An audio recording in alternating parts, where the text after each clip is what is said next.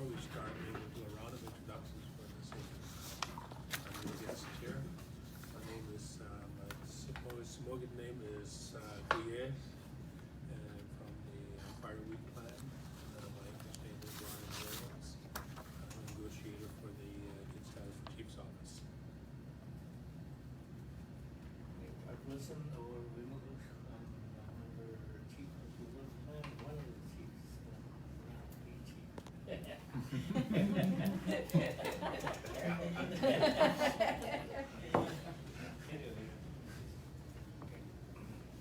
Written discussion, perpetrators, I own all the land.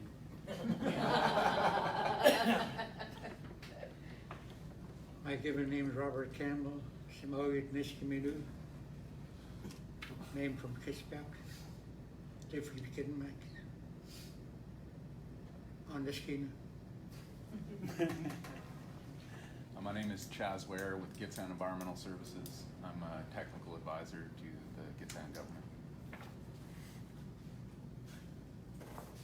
Robin Alexander, Wiskin, represent Gitxmipa, Giskask. I own the water.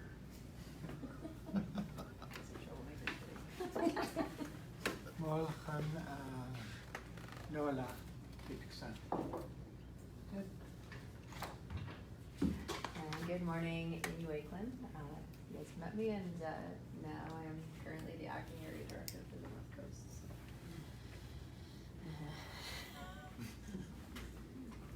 Christopher's our media people. My name is Christopher Alexander, I'm from the House of Whiskey. Good morning, and I'm Juanita Rogers, 1 week in the North Coast, but I did spend a decade here, a decade ago. So I currently live in Nanaimo and sharing my time between 2 locations and working for Amy. And we have Ruby Gill, communications consultant to the Gitxsan government. Elaine Sampson, administrative.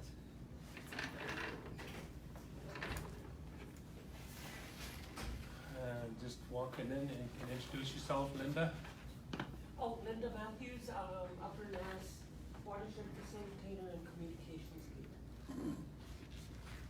So we have the agenda in front of us, and so we'll ask Gordon to review it with us, seeing that the province isn't here. Yeah. So 2 is pretty well done, or 3. Yes. Okay.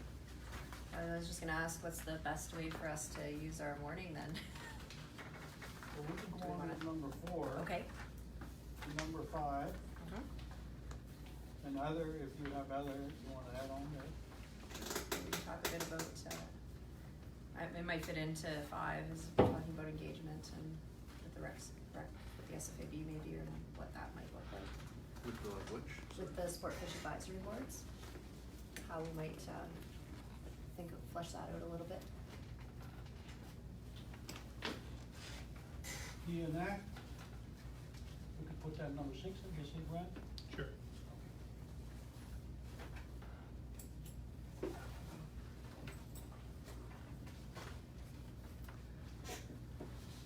just wanna thank you guys again for the last meeting.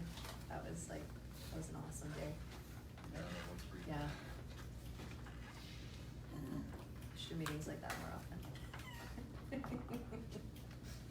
So, we'll add, Anat and engagement with Sport Fishery Board,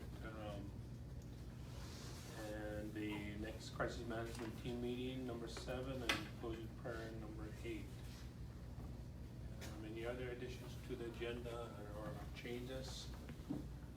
So we can adopt the minutes, have a move to adopt the the agenda with the changes.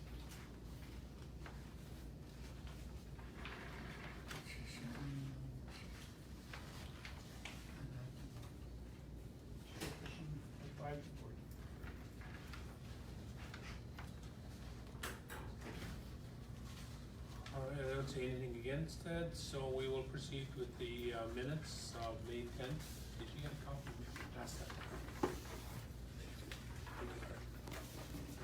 thanks so much.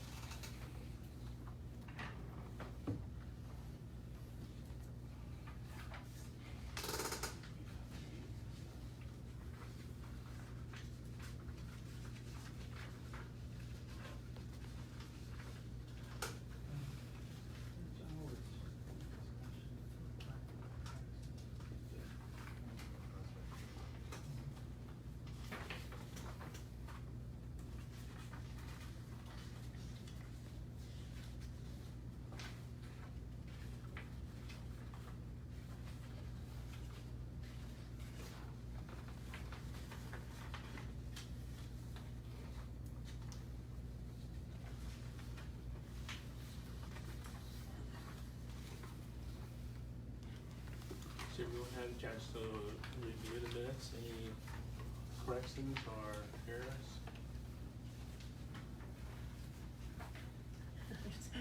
My name has I-N at the end instead of A-N-D. It's W-A-K-E-L-I-N.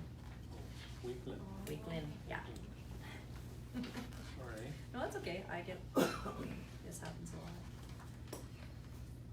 I've been listening very carefully when you introduced Johnny. Wakeland. It's, I oh, was where thinking it's Wakefield. English, it's English. Wakeland, it's English. I have to think for a second. Any other changes or corrections on the minutes? So note that Amy's name is Wakeland. W-A-K-E-L-I-N. You now have the correct spelling. Oh, now you can find me on the internet. Just in case. So there's none, any, Just I-N. It's a funny name, 'cause any it's business exactly what it arising from the sounds. minutes?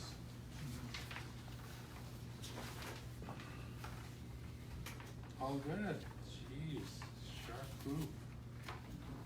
So we'll go on to, number 4, define trespass. Gitsan and federal government will each define trespass. Want me to go first? Sure.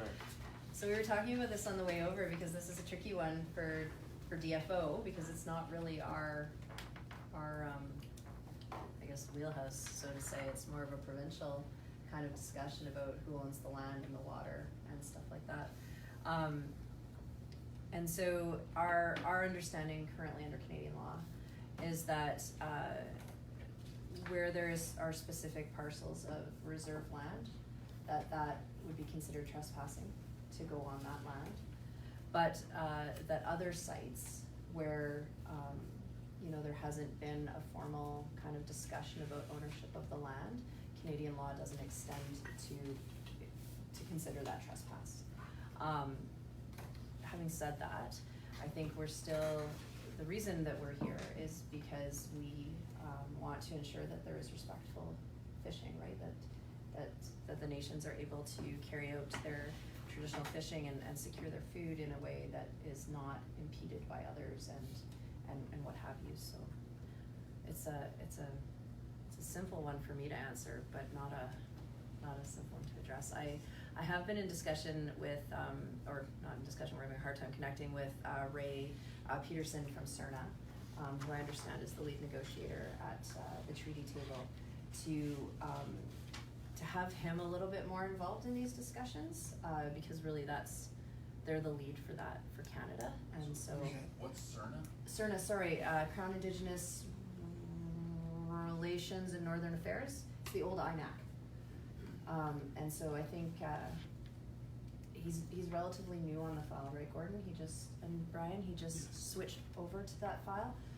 So he and I have connected once so far, so that I could let him know what was going on here, and all the kind of great conversations we've been having. But I feel like there's probably a disconnect there between he and I that we need to, because if we're talking about access, like about land and stuff like that, that's really part of that discussion as well. So how do we make sure what we're talking about here informs that broader discussion?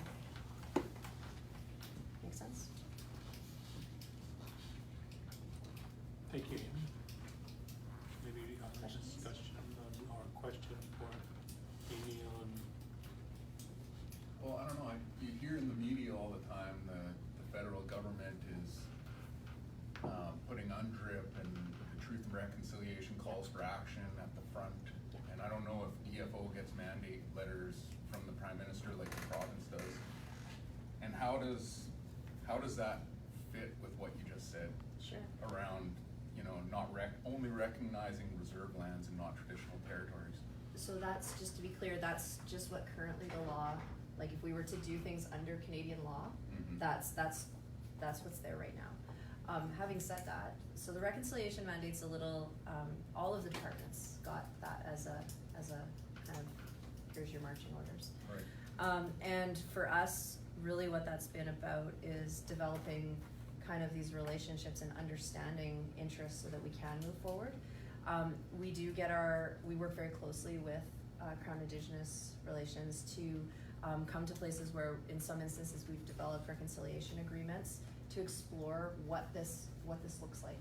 I mean, we didn't get a whole lot of instruction on what reconciliation means, and I don't think it would be appropriate for us to come up with a definition of what reconciliation means, because reconciliation by its definition means people coming together and moving forward, so one person can't define what that is.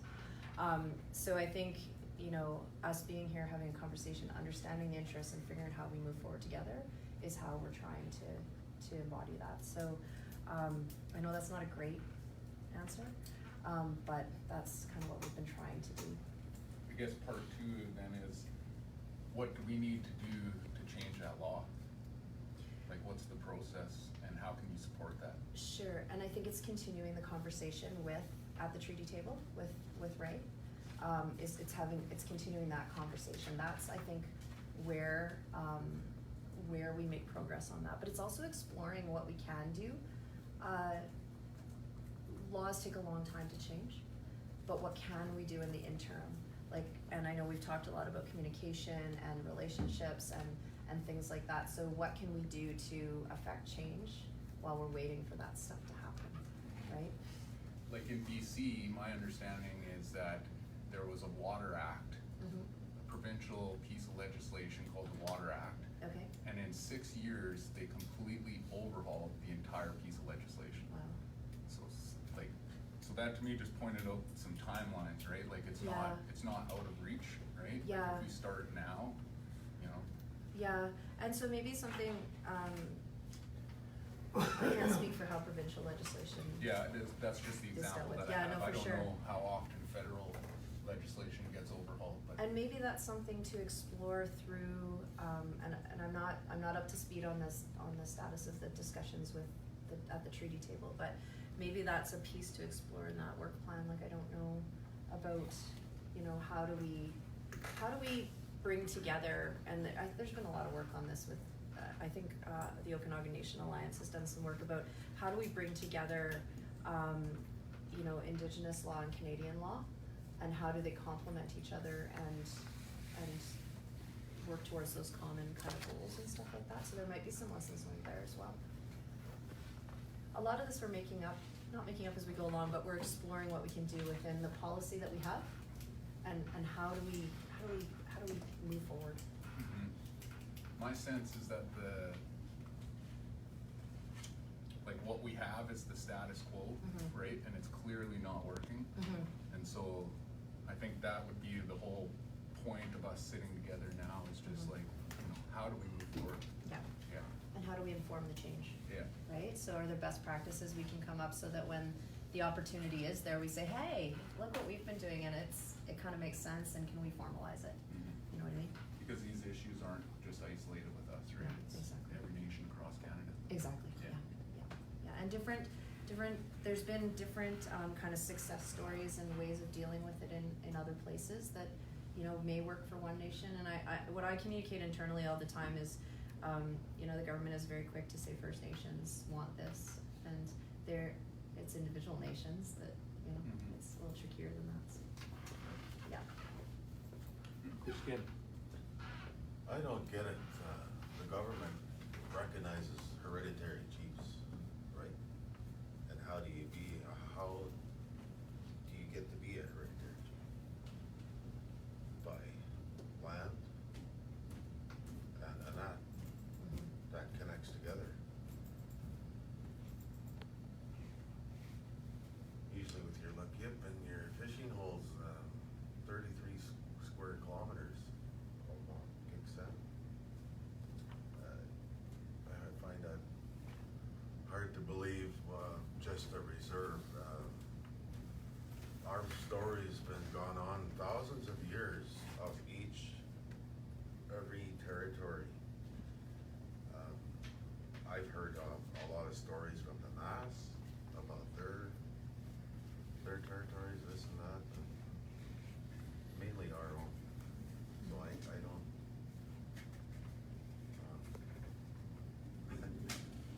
that puzzles me, what the government is doing. Whatever. That's it. Robert? Keep bringing up if we want to work, it's something you gotta learn our laws. Not just one-way street, Yep. federal and provincial. And, we kept emphasizing we don't recognize Crown land, 33 square kilometers, Gitxsan territory. I keep bringing it up, same with that. And this been going on for time immemorial, you keep hearing. Until European contact, then things started to change. Just one example, Howard Canyon used to be real nice fishing holes for just about the whole village. And the federal government blew out a rock for the salmon to escape. No concentration, nothing. And they promised that they're gonna supply fish. I didn't see that happen. So lots of the promises that they keep telling us as Gitxsan, they're reneging it.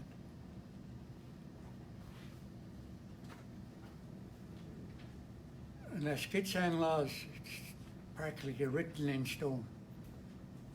Nobody can change it, the government can't change it, chief can't change it, nobody. Which the government, if they want to change it, they legislate it. And they expect us to follow it without question. That's one-sided. And most of the people you guys been talking to, they're band minutes. We're a hereditary system. We're different. So that's why We are the government of our territory. And the trespass, not even one Kitsan could go to another and act. And yet the government gives them permits and licenses. And these people, they just walk all over. It's time that changed. It is the government that keeps mentioning reconciliation. When are they going to start? We've been waiting for years. Like for instance, at the residential school, there's people still suffering and they're not doing nothing. It wasn't just cultural genocide, it's genocide. That's a fact.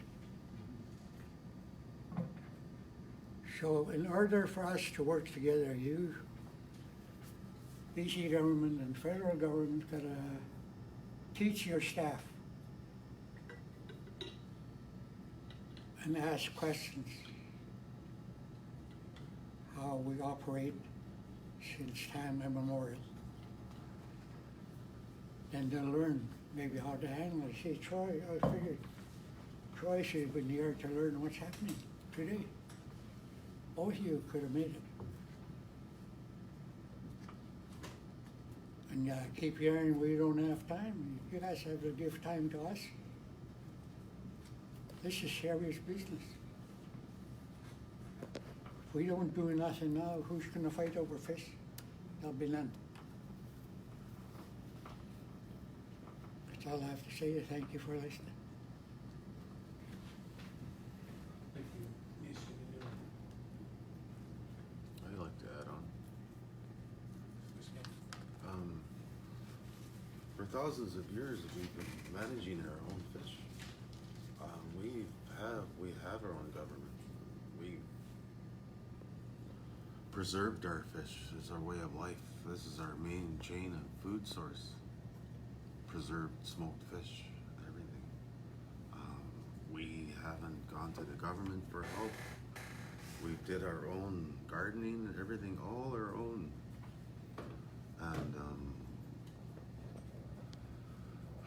for us too, we've never had a fair share in our way of life with the government. All these years have gone by. We haven't died or anything of our preserved goods, like our hooks. Some people say gayuks, half dry. That's not on the market. You see on the market today for a little slab of fish is $33. Like, wow. That's amazing. Anyways, I'm getting a little too far. If I can just add, thank you for the comments and I think, I agree. I wish, like, it's great. I feel very privileged to be able to be here and learn about your laws. And I want to be honest too about what the current realities, regulatory realities are within what exists right now. But then also explore how we make it, like how do we move to a place where it is bringing that together. And so I've written down here an action for myself that I do need to follow up with Ray from Canadian Indigenous Relationships to see how Canada best comes to this table. Because when it's about fisheries management, that is very clearly, salmon management, that's very clearly DFO. When it comes to land and things like that, BC needs to be here, but also CERNA as part of that broader discussion. So trying to figure out how we have the people here so that the conversations are meaningful and are what they need to be, that we have all the right people in the room. So tried to call him this morning, no luck. So. Thank you, Amy. Robert. Each time in BC we ask them questions, that's the term they use. Lands and title. We already know what our land is, our title. That's the term they use when they get stuck or try to go ahead. And like I said, the way to go forward is just educate your people. I know there's lots of naysayers on that side, same here. You have to educate them, come to the table and learn. Like I said, it's not just one-way street. And like I said before, the government, they're the one that keeps bringing up reconciliation. Nothing's happened. There's other items that regarding our fish, like what kind of chemicals, we'd like to know what kind of chemicals CN is using on the right of way. That goes down the river and we eat the fish. It's serious.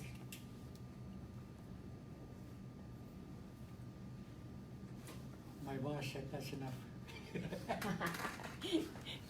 And I just, if I may add, I Yes. think it's true. It's education is a huge part, like internal to government, but then also how do we get that story out, right? Like how do we, so that, you know, I always call it Joe Blow public, but understands as well and respects as well, right? Like how do we tell that story? And part of it, you know, we've been in meetings with other nations where they're like, Canada, it's your job to set the record straight. And it is. It's our job as public servants to tell that story as well. But how can we tell that story together and get it out there, right? Celebrate that. Yeah, I think one way to tell it might be, we've tried everything to kill these people, and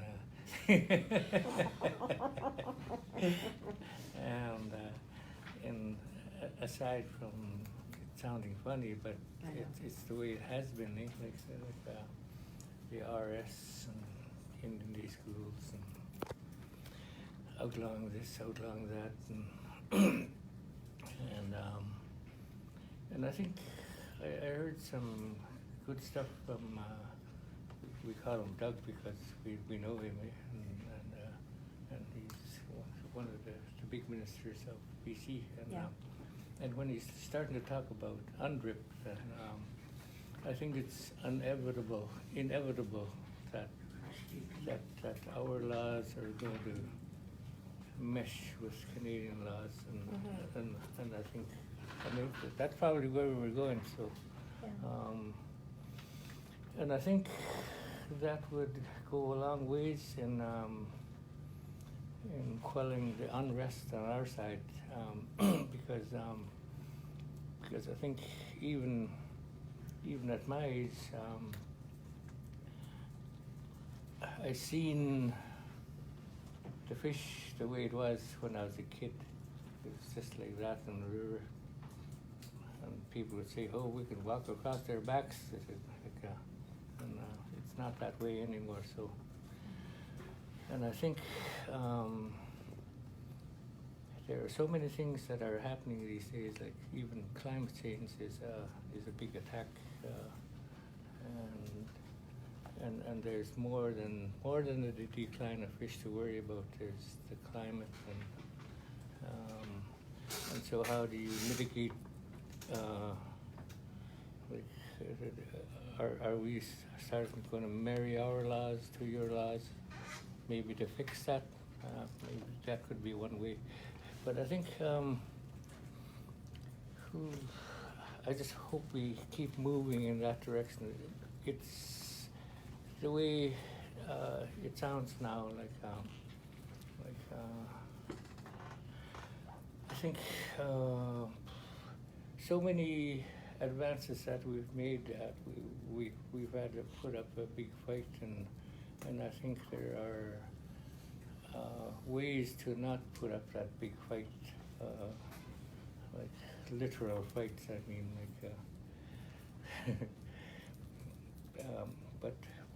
but the kind of music that I hear now it sounds more on the positive side, and it sounds like we're coming together somewhere. Thanks. Thank you, Art. Just to stay on our agenda, I want to ask Morgan to start on the definition of trespass. It started that very excellent explanation at Cheyenne Sanat at our last meeting, and we'll go around the table and present where we're coming from. Okay, listening to everybody here,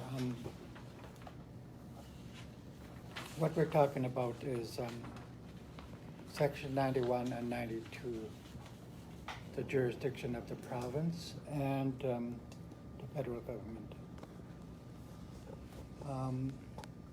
And we're talking about reconciliation, consultation, and how we're going to implement UNDRIP. For consultation is there's different criteria for land title, for strong title claims. They are consulted as to the use of the land. For weak ones, it's a minimum consultation with maybe a letter or something like that. But if you have a strong consultation, it also implies compensation for damages that are done to the land. Okay, when we're talking about the trespass of the Gitxsan, we're talking about, as everybody put it here, put it forward, our jurisdiction on the land, our title to the land is thousands of years old. And as put forward before, our laws are written in stone. They don't change from day to day. And Section 35 talks about our rights. But our rights are designated rights from the government. They don't recognize our form of government because our form of government was outlawed, as Art put it. So we're coming to the table basically we have forgotten our ties with the land. This is really important stuff. And our people are in a state where they can't really remember because the alienation policies set up by the government made them forget, like the reserve and IRS, as Art said. So we're coming to the table and our minds aren't completely all there. But we remember, some of us remember, we were taught by our parents and our grandparents, this is your land, they said. This is your land.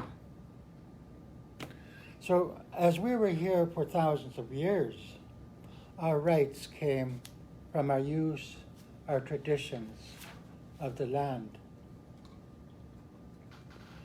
And this cannot be denied by anyone, even though we're second-class citizens on our own land. We have the right to be there. And this is what we're pushing forward. UNDRIP, our traditions. We cannot have our culture eroded by the government, of which they did. So we have to bring our culture back. It's a cultural revitalization. And that means we have to bring back our laws.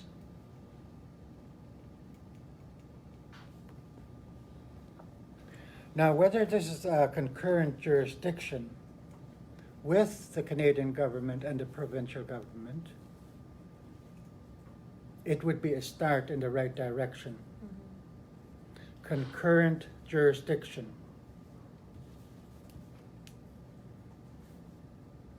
It's a start. Because our people on this land, we were sovereign. And that is where we are coming from. UNDRIP is very important. And I stress that we cannot erode our culture like the government and the white man has done to us. We can't. We have never had a vote in our house. Never. I find it very hard, you know, even this type of meeting that we're at, you know, to as a sovereign human being, taught by my mother, grandmother, grandfather, when you get up to speak, you're speaking for everybody, all the nation. And when you look out in the crowd, my mom said, you see all the people with white hair. They're your children, she said. They are your children. That means that every one of us has to speak with respect.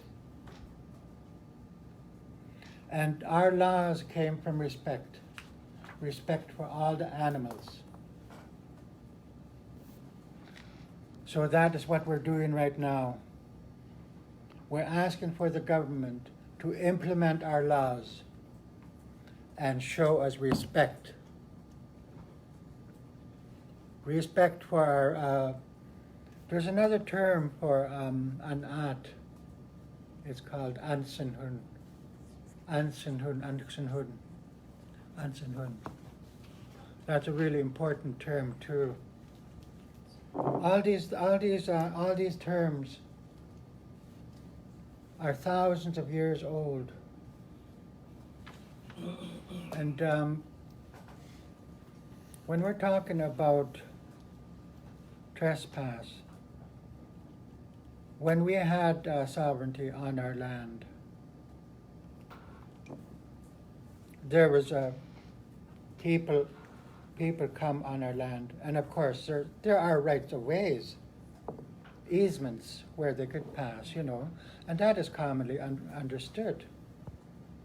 Like when you're going to go to a fishing site, you're trespassing on people's territory. So right there, you're trespassing on their jurisdiction. So you're going to have to figure that out.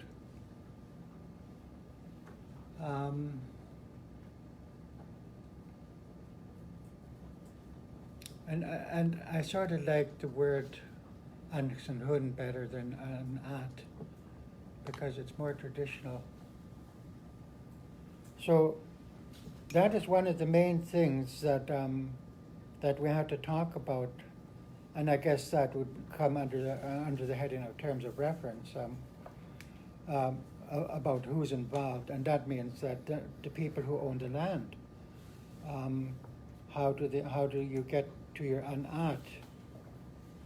And what is the history of anat? What is the history? Is it a result of colonialism? That has to be ironed out. Because the reserves are not our traditional form of where we live. That's colonialism. So we're all taken together and put on these reserves for over 150 years now. How is that affecting us as a government? So, the terms of reference have to be very clear on this, you know, and implement everything that came forward from this table. I'm just going. Thank you, Morgan. Robin, you want to take a shot at it? Yep. And then Robert. Short and sweet.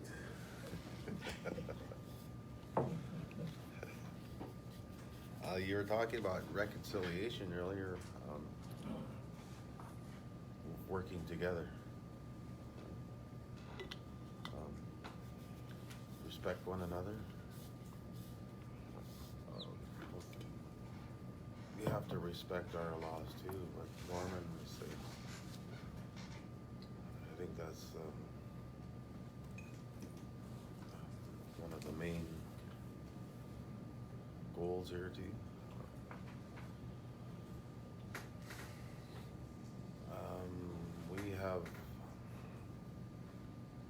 We have full jurisdiction over our own Anat.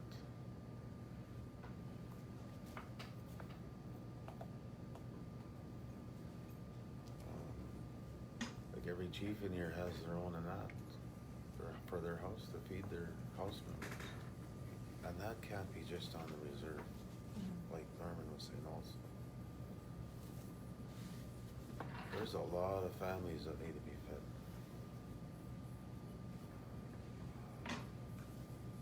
Trespass. How do you define trespass?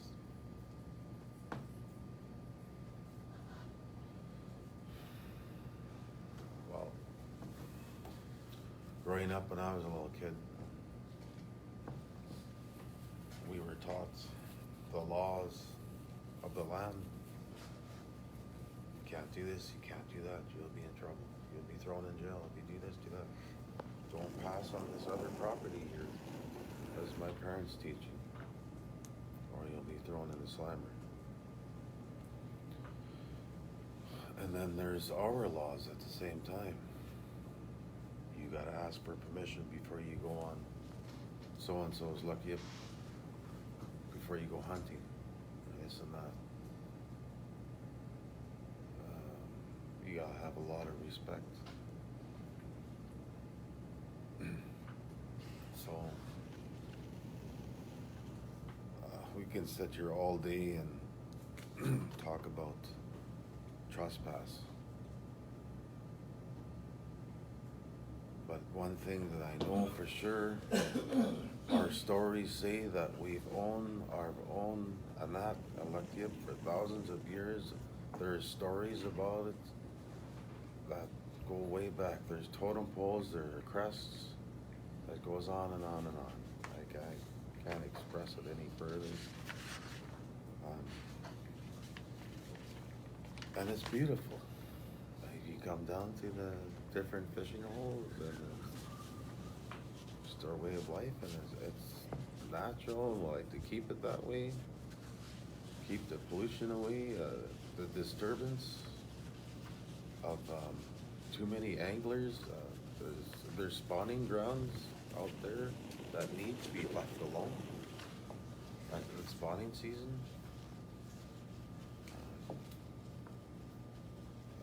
I know there's a lot of people that love to go coho fishing in the fall time, but you know, there's spawning time too for that. There's a lot of things that need to be left alone, and I believe this is one of the reasons why we're stepping up. To be done. Robert? I was gonna bring up in the years, well, since time memorial, we used to barter with other nations, let's get some. For seafood, we give them moose meat, curries, whatever, goat, deer. Well, they got lots of deer down the coast, but whatever they don't have, that comes from our territory. And that the feds put a stop to that, they start charging people. So we don't see any more people, just a few that's probably licensed, that sells halibut, fish eggs and crabs. But we used to freely barter to each other years ago. And then the feds put a stop to that. You often heard about the Grease Trail. I think everybody that's in Northwest knows about, heard about the Grease Trail. It was all the way to Babine, I don't know where else. That's our elders, our great-great-grandfathers, grandmothers, come up by canoe and then they used the trails. See, that's how the government treat us. It's not too long ago we usually get charged. I got charged just by, with my partner. Went to court 3 days.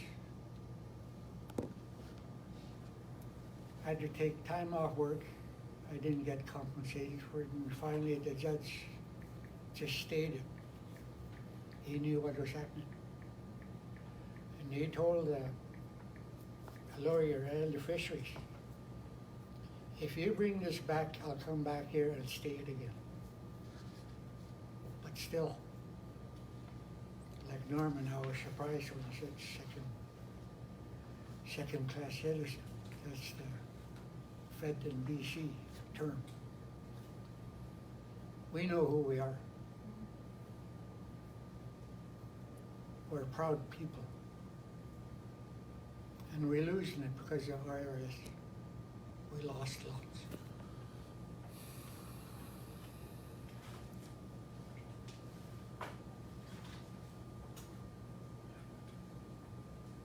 It's pretty hard. We're thinking about our children. We have to leave them something. The way how we enjoy our fish. That's our staple. And children has yet to come. We got to leave them something. That's why this is so important. That's why we call it crisis management. We're trying to convince the feds in BC to work with us. I know Brian won't like this, but the federal government is so proud of themselves, they give aid to foreign countries. And they neglect us as indigenous people in Canada. You keep hearing stories about reserves, contaminated water, housing. That's where we're at. I know if we work diligently, we'll succeed with this. This is the first start, and then we'll continue with other things after. Yeah.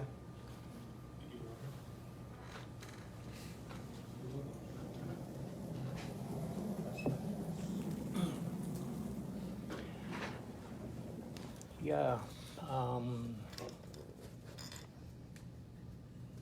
I think it's the overall health of the salmon species for whoever is here. I think is probably what we're talking about, and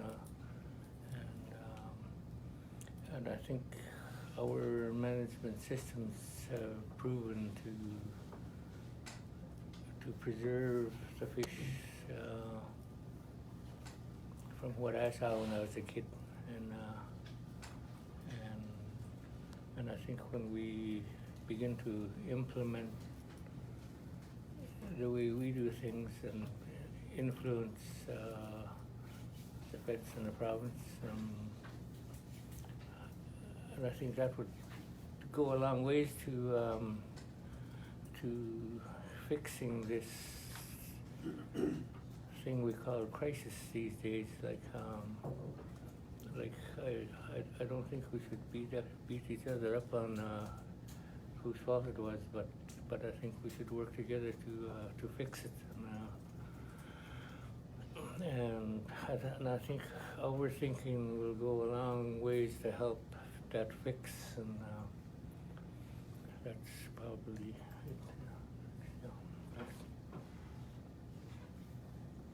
Thank you, Art. Chaz? Yeah, I'm sort of just struggling to understand the definition, Canada's definition of trespass only applying to reserves. You know, reserves were created to oppress Indigenous people. They were created to financially, culturally, and socially oppress Indigenous people. So how does trespass on a reserve when the First Nations, those people that live in the houses here, don't actually own that property? Like, how is that applicable? I think the consideration is that that land is owned by the band, like they have jurisdiction over that, isn't that kind of what it is? I don't know, I'm just asking you.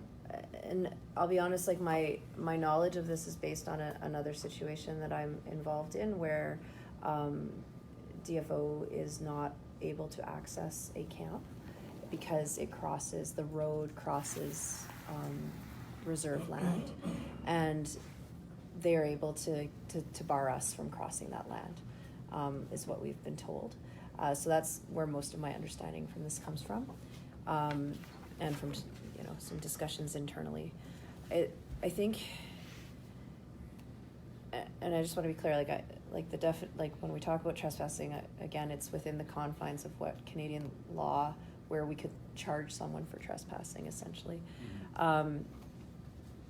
And so when it's, Crown land, which I understand the perspective on Crown land, but other land that is not quote unquote owned by anyone is seen as Crown land, right?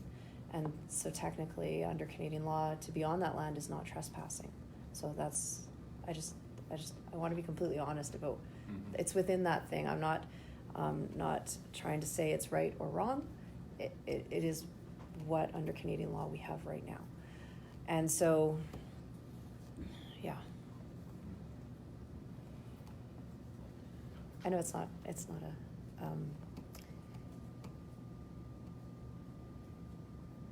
it's not a satisfactory answer, I know that, but So you're just talking jurisdiction. yeah. And when you talk about jurisdiction, you're saying that's trespass if somebody, Goes on private land or Yeah. reserve land, yes. Land that somebody owns under the law, right? Or a net. yeah. Yes. So how do we move to a place where that is understood and respected by everybody, not just the law, but by everybody, right? One of the questions I wrote down while we've been talking is, how will people know that they're on somebody else's land? Like, that's always one of the questions I ask. I mean, But that's not your mandate to tell them. no, I know, but that's just a question for me. So that's what you would say, eh? Well, as So a, you're sort of asking us an abstract question. a little bit, trying to contribute From your to the point of view. solution. Yeah. Trying to contribute to a solution, right? Trying to brainstorm a little bit about how we move forward. I think, I acknowledge this not within DFO's mandate to have that conversation, but I'm here. And I do want to contribute to the solutions. I don't think very much in terms of the reserve. I think in terms of the hereditary, because I think with the effects of the reserve is very, like, if I live in a $250,000 house on the reserve, I can't take it to the bank. Let's say I'll use my house as a collateral. They'll laugh me right out of the bank. But if I lived in Newtown in the same house, well, they'll gladly take it. Yeah. And so anyway, I think the reserve is less of a thing in this equation. That's what I figure. Yeah. Thanks. Gordon? Yeah.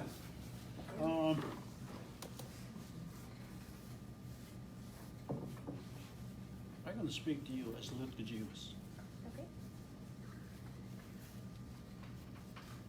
You come here today with your message. I respect you as human being. You make a living. I respect your friend, Miss Rogers, with you. Thank you very much for coming here.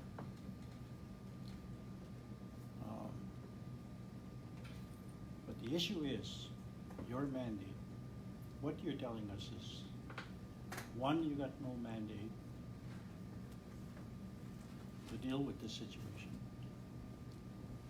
Two, your message is one of delay, that you want to delay the situation. And you speak of the treaty table, and you tell us that you're nobody. You're nobody in Canada.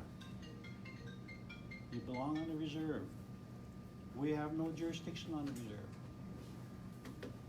So by doing that, and I don't believe it's your intent, but you're patronizing.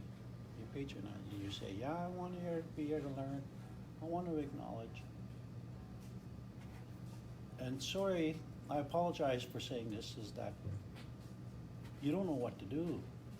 You don't know, you're not getting good advice. When we went to court, to Gixan went to court, there's 12 lawyers in the courtroom. And they got all the front tables during the trial, Canada and BC. And the Gixan, who were the plaintiffs in the court case, had to squeeze on a little table in the back. So even the court system used that. You're nobody. Who are you to come into this court and sue Canada and BC? And when you talk to your lawyers now, and I know you've done that in the hallway, because this is not a serious issue. This is an issue where we have nobody saying there's no trespass in the hallways of DFO. So the issue here today, the first issue, and you have to be honest with yourself, is to get a mandate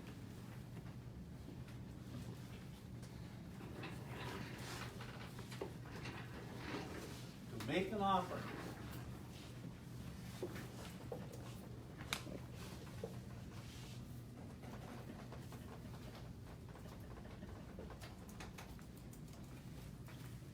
and the offer is access to an app for 2020 season.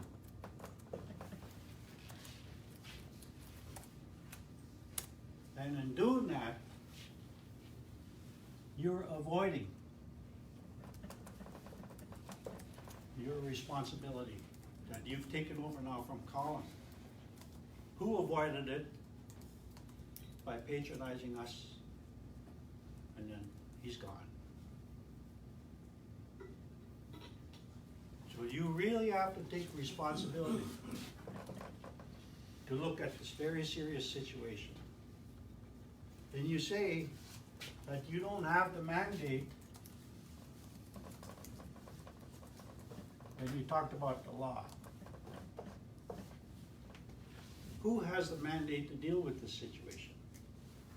You sit there and you say, oh, I understand, I acknowledge what you're doing. You folks are nice people. So you try to slip that over to Murr.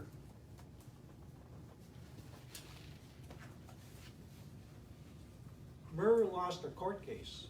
The NDP lost their court case against the Gixan.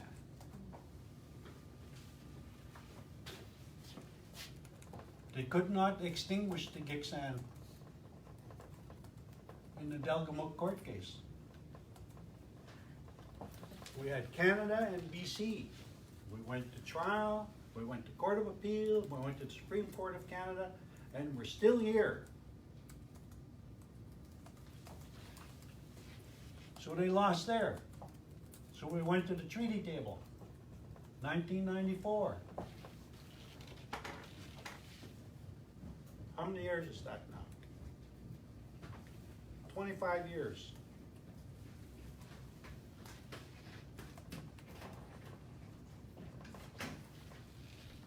BC left the table in 1996 because we couldn't get together. Because we didn't agree with land selection. We could not decide which 4% of our territory we wanted. Because the Gitxsan people own the whole thing. Are we gonna ask some houses to give up their Lahip? Give up their Anat? We couldn't do that. So BC left the treaty table. They've never had a mandate. Canada, Mr. Peterson, and he's not new to the table. I guess he calls himself new because he's been sitting at the table now for a couple of years. Canada is in the process now of rebuilding. Indigenous government, they call it. For Gitxsan, it's revitalizing. So the Gitxsan are focusing on a very small part of the jurisdiction, and that's the Anat. That's a very small part. And if you can't get a mandate to deal with a very small part of the jurisdiction, I think the public should know. I think you should state that. State to the public, to the recreation fishermen, to your friends, you probably have family in that field, tell them that you can't get the mandate to deal with that very small issue on the Gitxsan jurisdiction. That's access to the Anat. Be honest. When you talk about the law today of trespass is who has better title.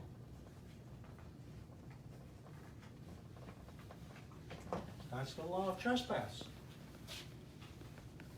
If someone goes on there on someone else's property, then there's a battle. Who has better trespass? Who has better title?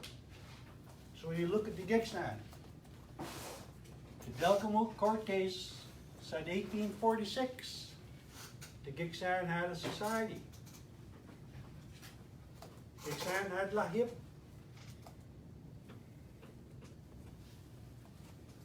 So our title was 1846, and yours is 1867.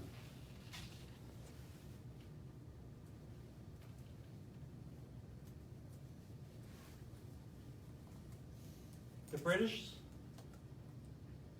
and the French developed that constitution. There was no discussion with the Gitxsan. This year has not changed since 1846, and it's proven in court. The judges have accepted that. The judges accepted everything we put forward, but they're too chicken shit. Our Canadian justice system was too chicken shit to say that title belongs with the Gitxsan because of all their friends. Those judges have friends in every aspect of the Canadian society. So they backed off. So, but they couldn't extinguish us. They couldn't dismiss our case. So you folks, you want to manage salmon? You want to access our Anat? We still haven't said that DFO is not allowed on our Anat. All we're saying is the permitted fishermen. You're in the same situation. You don't have a right to trespass on our territory, but we're not saying anything about it. We want to deal with the issue, a very, very small issue of the permit and the license. It's a very small issue. We're not affecting anybody's livelihood. except our friends that sell fish hooks, fish bait, motel rooms, boats, motors.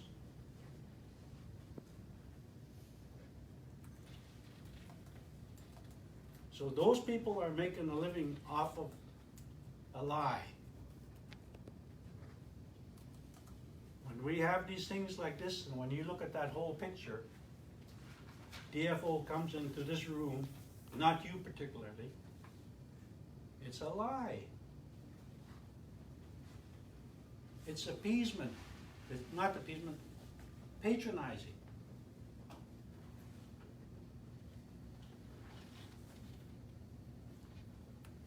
So that is where we're looking at when you say MER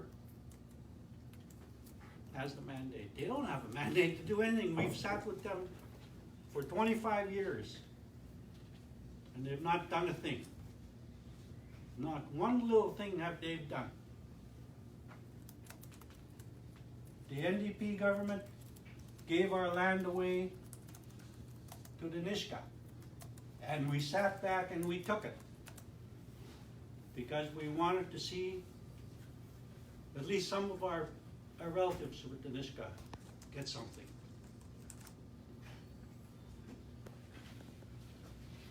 And the idea about trespass is who has better title.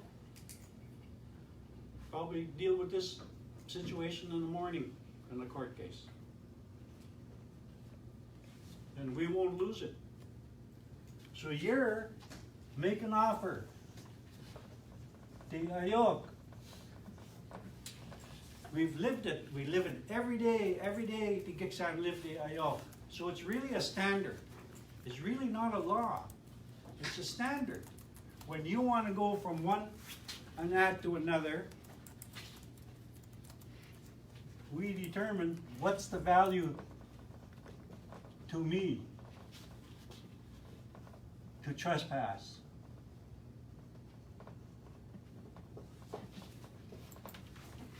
So I'm going to go to someone's anat, I'm just going to go there and visit for 2 or 3 days. Maybe I'll make supper, maybe I'll make an offer of something. I won't disrespect them, and I'll leave a gift. If I'm going to go there and fish, what is the value to me to fish? This guy, his name is Joe from Burns Lake. He used to go to Anita's fish camp. And he would offer to help with to build certain things. He's a carpenter. And he would do that. And he would fish for 2 or 3 days. He came there yesterday. He pulled up with his camper, all set to fish. His wife says, well, Joe, are you going to fish? And Anita says, it's closed. And he says, no, it's open. And Anita says, no. The Gitxsan have closed the river to recreational and sports fishermen. Not even 2 minutes. He barely had time to say goodbye. There was a friendship over the years. And that friendship, I believe, is ended now. That friendship is gone. They jumped in their camper and they went to Kitimat. So what is the value to fish? What is the value of the fish taken? So those are the things we look at. And it's very simple. With our laws, it's very simple. What is the value to you, Amy, if you're going to go fish today on Mulligans and that, onto Arts and that, Guyette? What is the value to you? It's not very much. You're not going to give up anything. You're not going to, or else you just don't. Just stay home. It's as simple as that. It won't cost you a darn thing to stay home.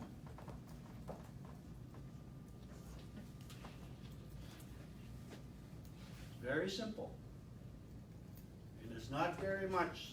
We're not looking at $100 a day or whatever. We haven't said anything. And you look at today is 2019. How long has the Wildlife and Fish Act been around? 100 years? Had free access for 100 years.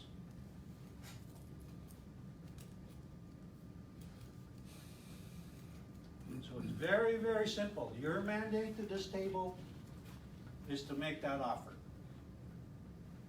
And you gotta push your people. If you wanna get anything accomplished, if you're asking them to go to the treaty table, you're wasting your time, because that's 25 years of wastage. The government has forgiven our loan.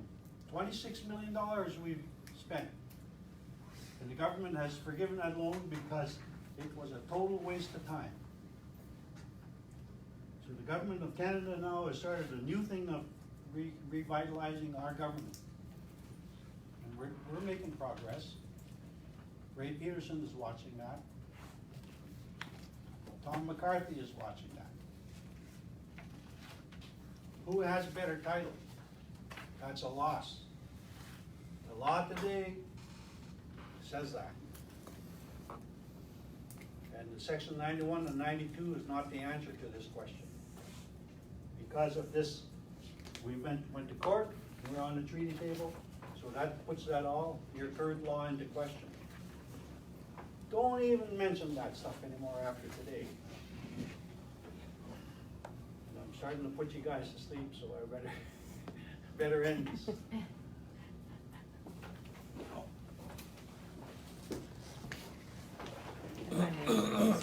Thank you, Luke Continuous. Amy. So I want to be clear. I'm here because I respect you. I have been listening, and I think we've been honest as DFO about where our mandate lies and where it doesn't. And I think we've been pretty clear that we don't, when it comes to stuff that's not our wheelhouse, we've been clear about that. We've also been pretty clear about our perspectives on abundance and things like that for the upcoming season and what management measures are in place. And I think as a table, we've come to the place where we've agreed that this conversation is not about abundance and management, it's about access. And so part of the respect is me being honest about that, like continuing to say that. One of the reasons we do keep coming beyond that is that we do have processes and relationships with the recreational sector. We have our sectoral processes to engage. So we have a way to reach out and communicate that I think could be of value as we're trying to come to a solution. And that's partly the reason that we come, like, is to explore how we minimize potentials for conflict. I don't think anyone wants to see conflict on the water. But when it comes to, the actual stock abundance and things like that, we actually think it's going to be a pretty decent year for both sockeye and Chinook this year. There are some, and I've asked my staff to send it, but I haven't seen the email yet. There are some conservation closures in some of the small trips where there are spawning areas for Chinook that are going to be closed this year. And I think they've reduced the daily limits in the river. But otherwise, from a conservation and management perspective, it's okay to fish this year. So I am here with the utmost respect. So I will restate that, because I don't want you to think I'm not respecting you. And I apologize if you think I'm patronizing. I just wanted to be honest about where our mandate lies and where it doesn't. I don't have a mandate to negotiate land. I don't. We're not negotiating that? Well, exactly, and I don't have I don't have a mandate to say which law does what. We're not saying that. No. So those pieces are tricky. I have abilities to kind of facilitate discussions about protocols and how that works. We've done that in other areas. I will be clear too, MRR, that wasn't my thing. That the province is, that's a provincial Go ministry. buy a permit, go get a permit. And what do you say to the owner of the ANAT? Well, You and make so- an offer. That's the issue. Yeah, It's not a discussion about who owns it. yeah, That's done. yeah. It's a discussion about access. Mhm. What is your offer to access the ANAT? Today it's 33,000 square kilometers Mhm. to fish. What is your offer? It's not about all those things, what you're saying. I respect you, and I believe you're very honest with what you're saying. But to say things like you don't have the mandate to deal with land, that's not the issue here. Yeah. The issue is access to the ANAT. If I may ask, what does success look like? Sorry? What does success look like for the Ac- Gitson? Access to the ANAT by sports fishermen. The And- sports fishermen will be standing on the ANAT fishing. Okay. And what would the agreement look like that would allow them that access? Like, what would the elements of that be? They'll be fishing. The owners would be content. There'll be a mutual agreement, mutual satisfaction. And would it include, I guess, would individual sport fishermen approach the owners of the ANAT? Who would they go to? Well, Would there be Yeah, now financial you're talking compensation? access. Like, Yeah. what would be the elements of that offer? Those are good questions. So now we're into access. So what would they do? Mhm. The options are, one is you may set up a blanket access process. Mhm. Two, each individual recreational fisherman will make their own arrangement with the ANAT. And if they can or cannot access the ANAT. Mhm. That's getting into discussions about the access, and that's where we see now those questions are valid. Mhm. We can deal with those, we have answers to those. So maybe that's where we need to focus our discussion, is what the Yes. elements of this would be. And then we can, and I'm gonna be honest, I'm not always gonna be the right person for those conversations. But what I am really good at, just so you know, is getting the right people. But you're the only person. I know. Because none of those guys have. Troy Larden has no authority to dealing with access. Mhm. You don't have that, but so now you're into it, you're committed to it. So I see we made a little headway here today with that discussion, and that's all we're here to talk about. We can point fingers at one another all day long and avoid and delay. Mhm. And if you delay, like if you put this issue to the treaty table, then we're gonna have to wait till the treaty is done before these poor recreational fishermen can go fishing on Gitxsan territory. There's some interesting. They're not yeah. allowed on the territory until there's a treaty. The only reason I bring the treaty table up is because I know that they have the ability to access different kind of But that's- options within there. yeah. And they're becoming more, it's not all about the final treaty anymore. But They're it's saying not other us pieces. saying that. Yeah, no. It's Amy saying that, okay, if you wanna put it to the treaty table, then what you're saying, Amy, is there's gonna be no access until the treaty is done, sometime 10,000 years from now. Mhm. That's not what I was proposing. Well, that's what dumping it over to MRR will do. They don't know what to do. Mhm. Your lawyers, you had 12 lawyers in the court case dealing with the Gitxsan, plus a whole battery of researchers and other lawyers behind the scenes. The government spent millions of dollars. They even built things into the walls so that the Gitxsan won't have these listening devices when they're meeting in the meeting rooms in Smithers. They did all those things because they must have thought we were Russians or Israelis or something. I don't know what they thought. But we People didn't give do it. us way too much credit for No, stuff like they that did too. that. Like we're like conspiracy theories about it. So, Yeah, so I they get did it. that. Oh, I get they it. did that. You want to believe it. Yeah, I get it. Like, now it's only, say, 5 years that you will show up to a meeting with the Gixan without 6 lawyers sitting behind you. It's I don't bring lawyers with me. So now we're getting down to this access, and then those questions you're asking are valid. We got answers for them. Okay. And if you will just do it, or do you want to do a formal thing of going back and getting mandate, or do you want to just I like to go out on the understand. limb? I like to understand, and I mean, I'll be honest. I'm not going to commit to anything that I don't have a mandate for. Sure. But we can explore what the elements of that will look like. Yeah. And I think we've already said DFO is not putting closures in place this year. We've said that because from a conservation perspective, it's not Same warranted. thing with us here. Yeah, exactly. So we've got that If you position. made an yeah. offer today, that's such Yeah. a great offer, that's gonna solve the problem, Mhm. we can't agree that Yeah. people can access Perfect. and act, all those chiefs have to Yeah. agree. And so I think there is value in discussion about what the elements of an offer are. Yeah. Or the elements of this agreement. We do need the province here.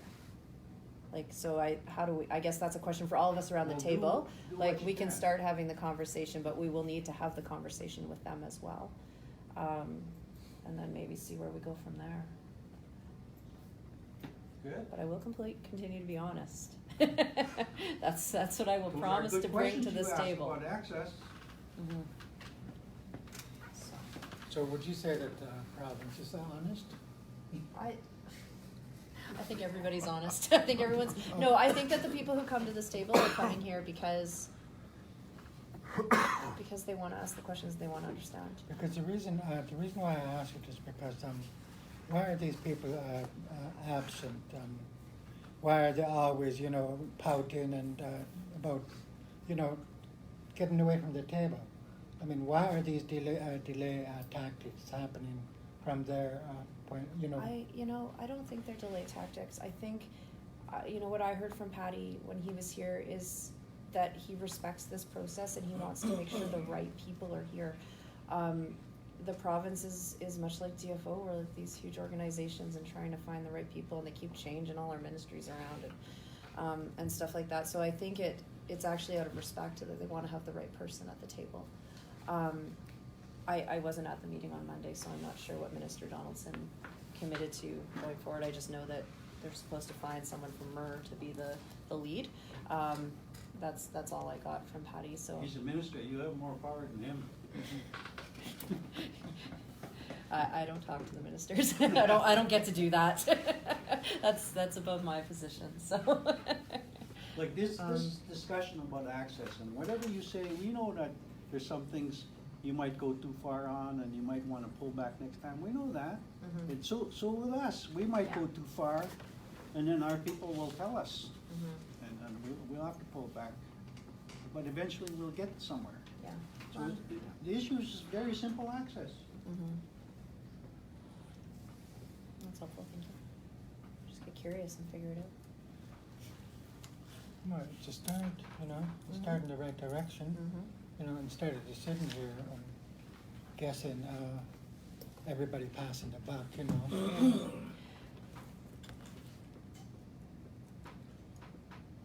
Ms. Kimanu, you had your hand up earlier. I didn't forget. Well, I was just gonna, I'm invisible. Never. Never. No, I was just gonna touch on the trespass you guys were talking about today. The way I understand for years, if a chief has a territory past another one, they make an agreement, use the same trail without asking permission because they're already agreed. But if he wants to do something else like hunting or something, he has to ask permission. And if he gets any kind of game, except trapping, you don't do that. If he gets any kind of game, he compensate the owner the territory which you have to cross. It's as simple as that, an agreement. So that you don't have to keep going up to him and ask him, can I pass your territory? Like one person said, oh, we're gonna put a gate in our territory. And I asked him, what are you gonna do if everybody does it? How are you gonna get your territory? Simple as that. So it's, back again, it's respect. That's all there is, respect. And don't get us wrong, Amy, we're happy to have anybody come talk to us. Because we've been neglected for a long time. Nobody wants to come up this far, get there, dictate how we're supposed to live. Somewhere all the way down in Ottawa. A young person who just graduated or something is supposed to know all their history. That's wrong. Thank you, Guyes, for not forgetting me. I will keep coming. Thank you. That's nice to know. So we've touched trespass quite a bit from the Gitxsan and the federal government. We want to look at number 5, the 2020 fishing. Just for a Sure. 5-minute break. Yeah, let's take a 5-minute break. Thank you. Had a lot of coffee. Thank you for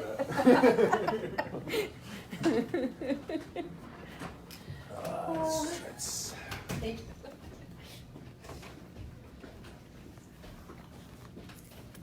Check the phone. Hard to see about the phone.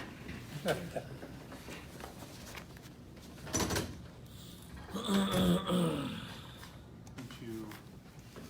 Gordon? Yeah, we've,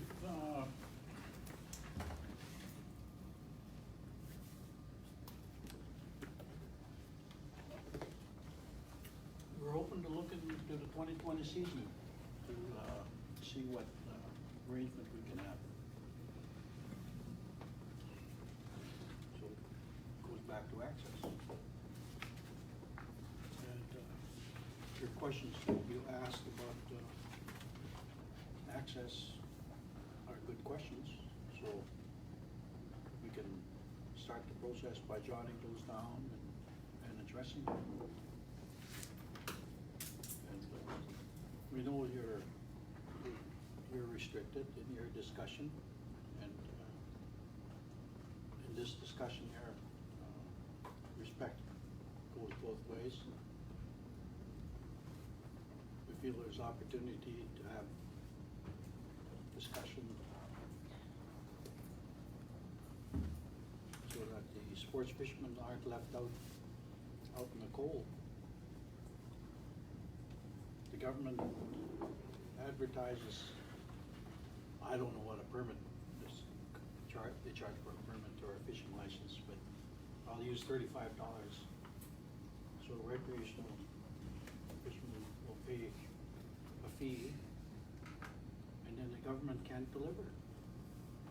You're selling something you don't have. So we have to figure that out.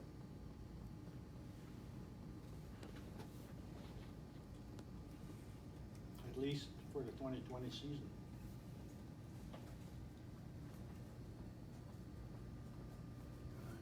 I believe, we've started that process on that discussion. We'd like to hear more.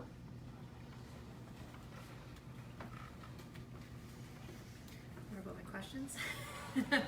Yeah, the questions, of course, not but questions, and that's fine. Right, We'll listen. it's pretty much the easy how, when, where, how much, what does it look like, right? Yeah.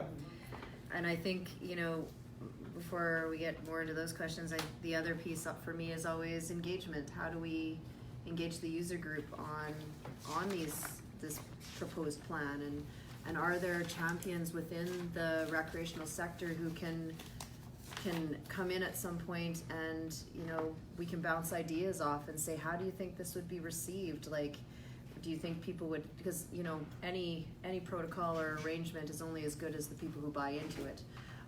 And so, you know, if there are trade-offs in that discussion too, maybe that's something to explore as well. So, I had the names of the local SFAB people. I don't have them here today, but that is something we can explore too. So maybe we can, that was part of my other piece I wanted to add to this at some point. Maybe at the end we can talk about that.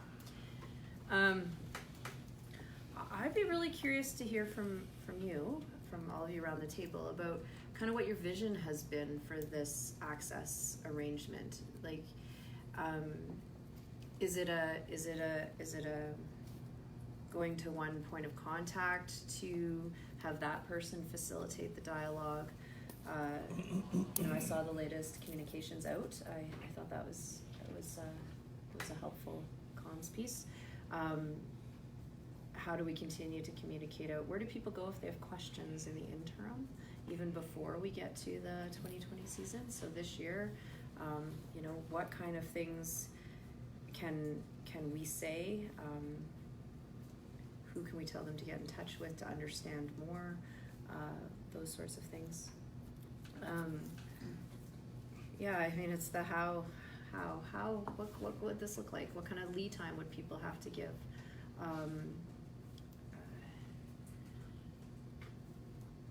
Yeah, I don't know if you have other thoughts around questions. Compensation's always in there, like, is there compensation involved? Is it, and then recognizing too that when BC issues the permits, they're not restricted to an area, right? It's for all of British Columbia. And then the salmon stamp is the other piece that Canada contributes to that, I guess. So how? Sorry. So when you get a The fishing, salmon stamp? so when you buy a fishing license online, you pay a set amount for that fishing license. I actually don't buy a river fishing license. I find them too expensive, so I only fish in the ocean. But when you buy your provincial fishing license to fish in the rivers and stuff, you then pay an extra piece for the salmon stamp. I can't remember. I know in the ocean you pay $6. It's tiered for Okay. residents versus non-residents. Yeah. Like if you come out of province, they pay quite a bit more. Yeah, so in theory, you could buy a license. I think you can you buy a provincial license with no salmon stamp? I know you can in the marine. Never done it, don't know. Yeah, I don't know. Yes, you can. Yeah, you can? You just Okay. can't fish salmon. Yeah, exactly. So there's that division. So, but it's for all of British Columbia. It's not just for one particular area. So I think that would be an interesting question for the province about whether there are, like, would it require regulatory changes to implement this? But DFO is very specific in the areas that they're allowed to fish, and you pay for your tags for certain regions within the Skeena. Yeah, and it would, Region six. yeah, exactly, because as I think we talked about last time, right now there are specific measures in place for Fraser and others. So for salmon it would be specific. And I asked our rec manager and our fish manager if they could just give me a really short summary of all of the recreational measures that are in place for the North Coast, and they told me it would have to be a whole book because it's different by different streams and. Yeah, it's a synopsis. Yeah, It's online. exactly, You yeah, can have it yeah. here in a few seconds. I like simple. So those would be some of the questions that may not necessarily be for the Gitxsan to answer, but would be for the province to answer or DFO to answer. What are the regulatory tools needed to implement these things? Because there's kind of two different ways you could go. You could come up with a protocol agreement with the recreational sector or the lodges or whomever and see if that's successful. But then there's also, or it can be more of a regulatory letter of, like a regulatory tool or a letter of intent or something like that with the department or with the province. So there's different ways to achieve it depending on what it looks like. My question is for you. Yeah. Harvesting season. Yeah.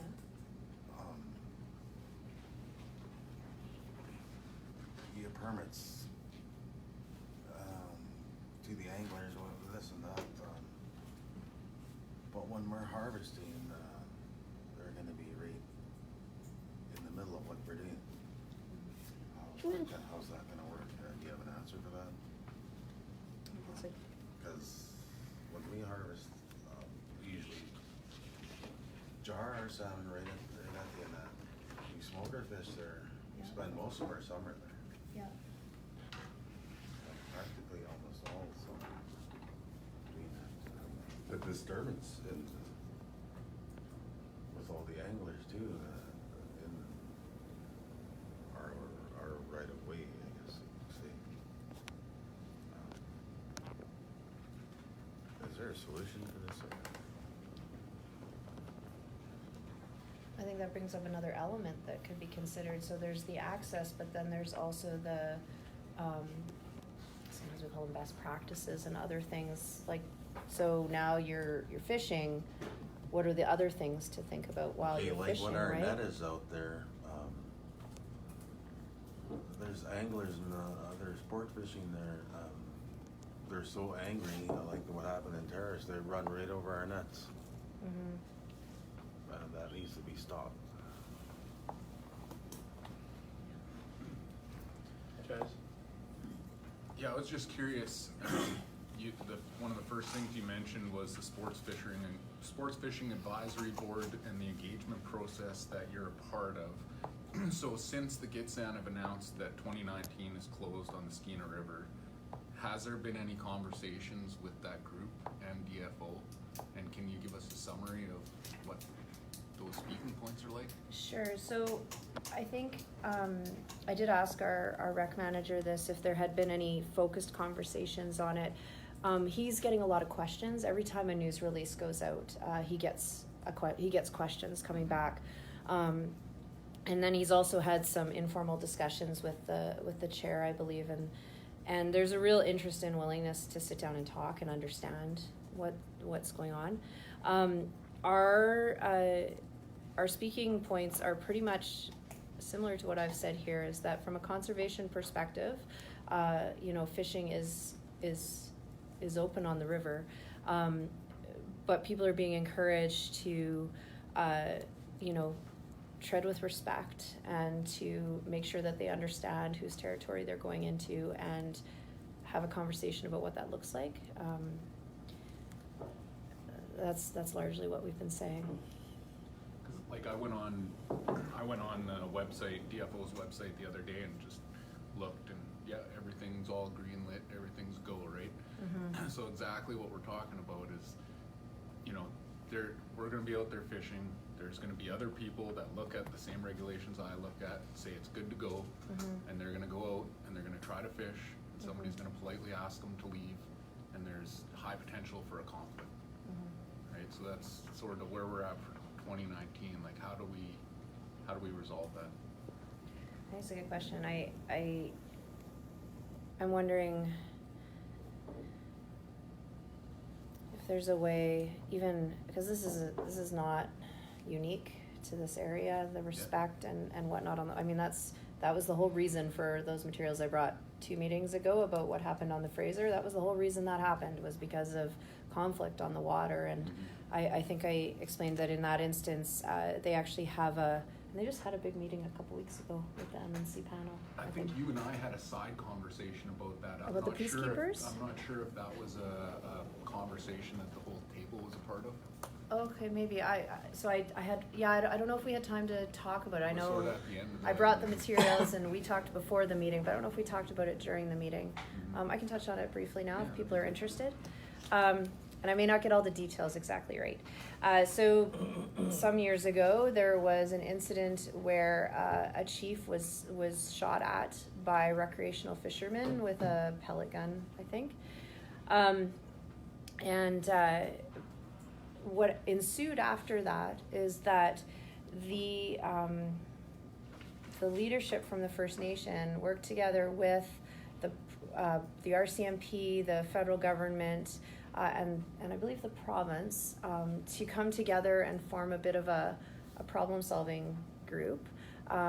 It was called the Peacekeepers, and if you Google River Manners, it's not a great production, but there's a video that they put together.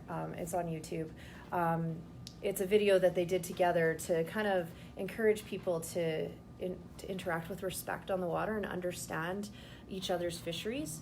And so this group kept meeting, and they did a training session together about just how to work together and whatnot. And then they formed this little committee that if something happened on the water, so let's say I was out fishing and I run into Juanita and we have a bit of a conflict, that we would go to this group, and it would never just be one person dealing with it. It was a rep from the nation, and I think it was Ernie Cray that was really involved in it.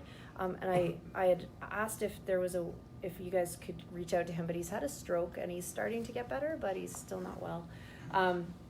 So it was Ernie Cray, and then someone from the RCMP, and someone from this like MNC panel, like this other group, and they would kind of talk it out so that they came up with a resolution together that was in a way that wasn't one pitching one harvester against another. So those were in your package 2 meetings ago, the terms of reference for that group, as well as some of them, I think the notes from their meetings. It was funded at the time, I believe, through PICFI. There was, back when PICFI first came into place, there was kind of co-management funding. Sorry, what's that? PICFI is the Pacific Integrated Commercial Fishing Initiative. It has a commercial component, but there was also this other piece about collaboration and working together. That funding itself has dried up, but we're always exploring options. The MNC panel, the Monitoring Compliance panel, is also not funded currently. But I do know that they had a meeting a few weeks ago. So I had a big long conversation with David Barrett. So he and Dave Moore were kind of the 2 individuals who worked a lot on this. And he said, I was explaining the kind of parallels to what we've been talking about, which is really about respect on the water and things like that. And he indicated that we are far ahead of the game right now in this conversation because there hasn't been that extreme violence that happened in that situation. And he encouraged that if there was a way to bring people together to have a conversation and work on something together moving forward, that's how you build relationships and those sorts of things. So I do have an open ear with him, and he's always willing to come up if I can find money for him. But it's a really interesting initiative. So that was the nation with RCMP? RCMP was involved because the reason RCMP was involved, people are always really quick to assume that if there's fish in conflict, it must be DFO that would get involved. But our conservation and protection officers actually have no mandate to deal with, they refer to it as civil disobedience. So there's nothing in the Fisheries Act anymore that speaks to interfering with lawful fishing. But aren't you guys the ones allowing this to happen? We are providing the license to fish anywhere in British Columbia, but the conflict happens for various reasons, right? Like the conflict could happen for any number of reasons. So then it becomes an RCMP issue. We don't want it to get there though, and so I think that's another thing we can talk about is communications. I do have a contact within the RCMP that I do talk about to regularly. Do you know if the guy that shot at the Indigenous leader went to jail? I'm not sure what happened. To be honest, I don't know about that stuff. My understanding is that it was there was probably a lot of stuff that led to that happening. So I'm not sure exactly what happened in the end there. But it's an interesting one because it could have. I think that the Indigenous leader demonstrated great leadership in coming together to talk. You know what I mean? To work through the dialogue piece of it. It's an interesting one. It's really kind of neat. Thank you. Robert, and then Norman. Yeah, talking about access to, and I feel like to ask individual chiefs, because we can't talk to anybody else. We want to talk about the 2020 and even 2019. you guys are talking about conflict. There's always going to be conflict. Commonly known as rednecks. And I was surprised when he said the RCMP was involved in the incident, because they didn't want to touch what happened to Kitchen Kill. Mitch were getting run over, getting harassed, and neighbors.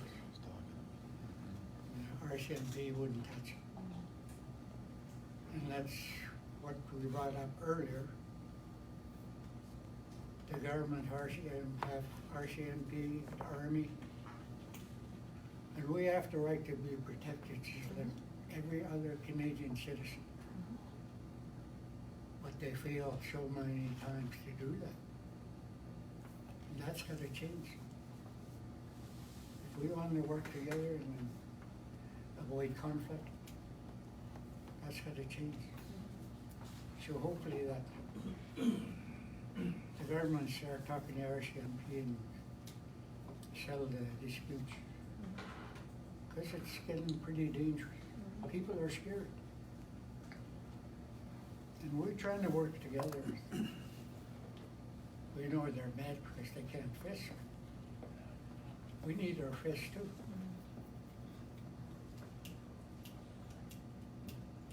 And like I just brought up earlier, that BC issuing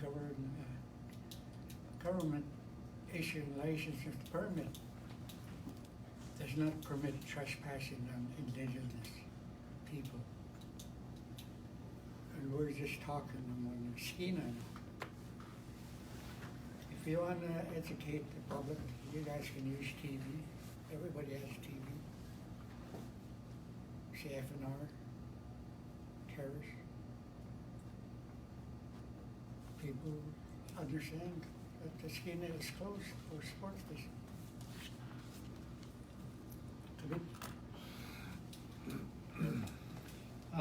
Okay, you mentioned that, oh, okay. You asked our view on how things would be like this year or next year. If we implemented our laws, there would be nobody on the river. Just gets done. That's the law. But then we have to respect user groups. I don't, you know, I go with the former, where nobody would be on the river just to get sun. Because this is ours. It's ours. And you said conservative measures. You open the river for sports fishermen. That's a different point of view than the Gitxsan point of view, where we conserve the fish, and we're the ones that access the fish. When you have you give out a permit, this gives them license to go on the river every single day, take out thousands of fish, thousands upon thousands of fish each season. That's equal to the amount of fish that we take out. And we got 14,000 people to feed. We're not here, we're not the people who are oppressing. It's them that are oppressing. And as you know, as Bobby said, you know, there are rednecks who are going to be coming around. And you know, these people could be hired by all these sports fishing people. They could be hired. Or they could just come in, you know, white supremacists coming in and causing trouble. Because I know that these people are a lot of trouble, because I told them one year, you can't be using this this boat launch. I said, it's ours. No, they just said, no, you don't have no right, you know. That's ridiculous, you know. White people telling me that I don't have no right on my land. You should, it would be interesting if you took our case, this group here, and used it as a test case to see how things could go. Use it as a test case where a traditional form of government would be in conflict with the white form of government. And how can these two come together, of which supposedly is reconciliation? But, you know, I'll never say there's going to be reconciliation because the government will never give us anything. And through our long dealings with the government, they have always stabbed us in the back. Always. There's a history of that. And you know, genocide is another word that describes what our people are going through, you know. And it's a really good word to describe what happened to our people, because of all the dysfunction that we learned from the white man. Our people are in a dysfunctional state, and they're dying out. Drugs, alcohol, suicide, you name it. So, you know, you asked what my view would be, and that's my view.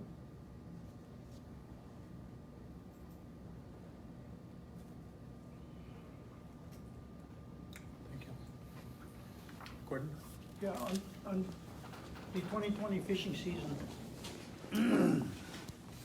you talk about conflict, that's a reality. And I believe that the hereditary chief can fit in the definition of peace officer, criminal code for assaulting a peace officer. The definition includes mayors and everybody, fishery officers, includes bylaw enforcement officers, counselors, and we can communicate that out there, that the sports fishermen may find themselves criminally charged to get into any conflict with the hereditary chief. And that's not something that we can seek. It's the law. So I feel that the chiefs do have protection. When the RCMP stated they will stay out of that rampage that happened with Kitsilkalem, they were wrong. And I believe that that was a breach of the criminal code. And I think that's one of the messages we'll get out there, that any conflicts with the Kingsand people regarding access to the land could bring criminal charges. So that's, I've practiced criminal and family law for 35 years, so I have some insight into that.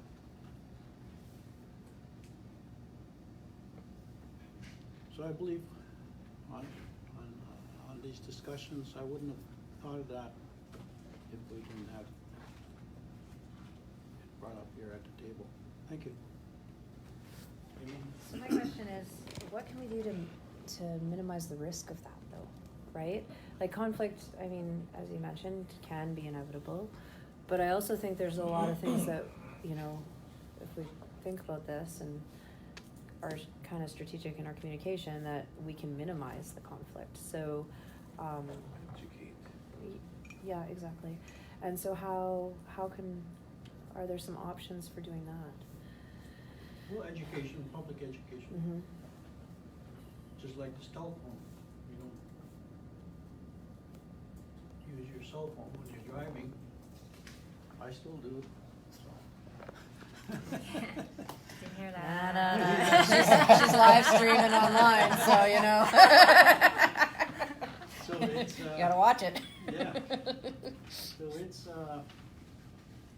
just education, and we don't want, the police don't wanna have to They don't want conflict. buy a police boat to start patrolling the river to make sure that, and we'll get into it at our next meeting, we'll get into self-monitoring and self-policing, the Gixan system.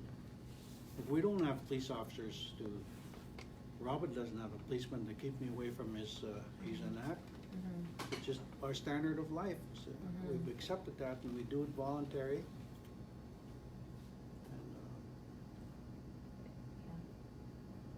And, he makes sure he doesn't marry anybody from his same clan, you know, it's just the way we live.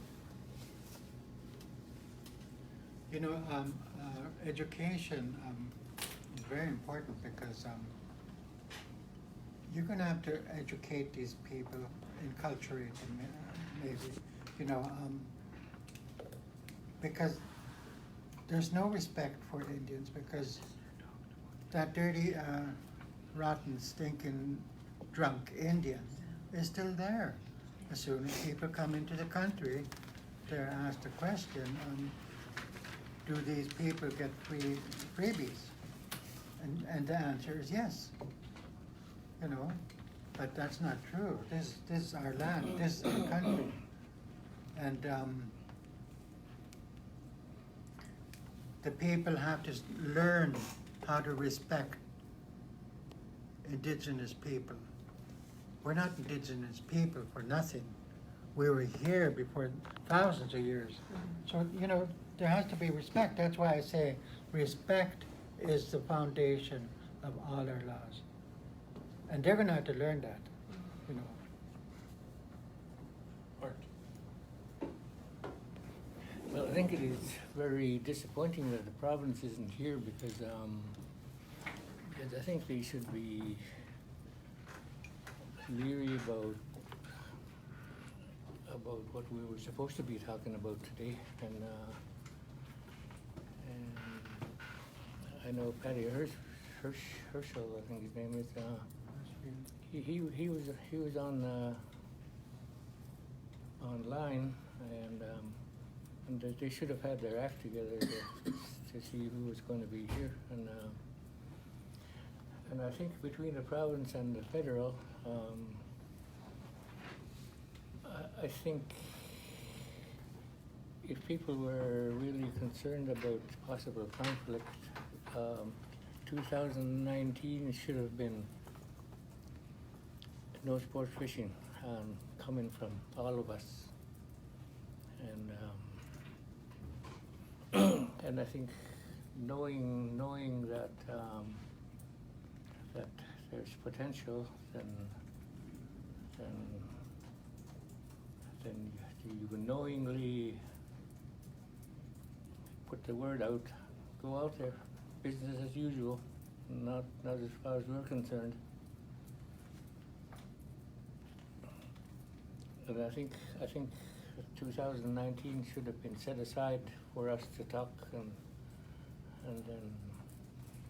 then we'll have all the rules laid out for 2020, and I think that would have gone a long ways to solve this problem. Like, next. Thank you, Art.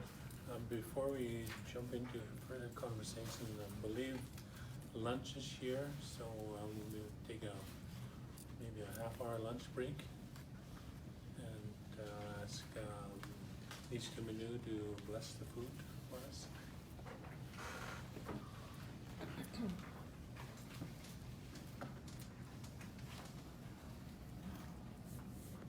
Samoyed, northern parts of the highway. Samin Samoyed, Maslukshatu.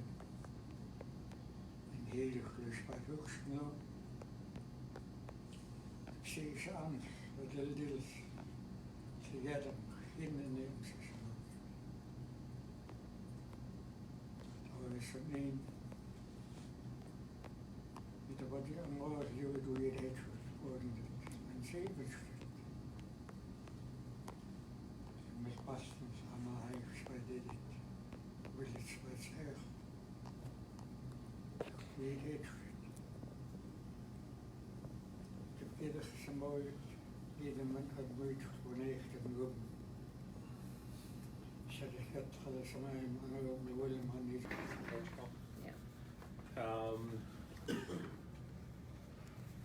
Number 6, Anat. Gordon? Okay, you guys have that.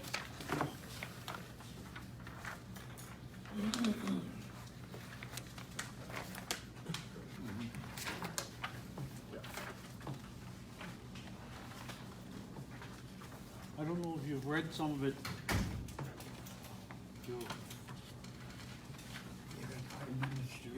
Yeah, I got 5 minutes.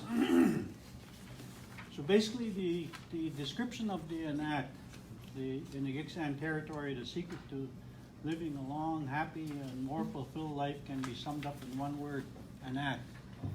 That's similar to the recreational fishermen, what they go through and what they feel out there alone fishing. With us is our group. We all get together. It's the key to our good life. It's the reason we wake up in the morning. And it's freedom. Woven together, the simple life values give clues as to what constitutes the very essence of Anat, a sense of purpose, meaning, and motivation in life. Since time immemorial, the Anat is a way of life, especially prominent on the Skeena River and its tributaries. It is the reason for each Gitxsan to wake up in the morning. For example, 85-year-old fisherman from Wilpcookson, it's catching fish for his family and extended family. For each grandmother, it's holding their tiny great-great-grandchildren in their arms every day. And for all mothers, it's a place to teach the Gitxsan language. And for her family to taste the many varieties of salmon she and her husband have prepared. Having a meaning in life is a key component of living a long and healthy life.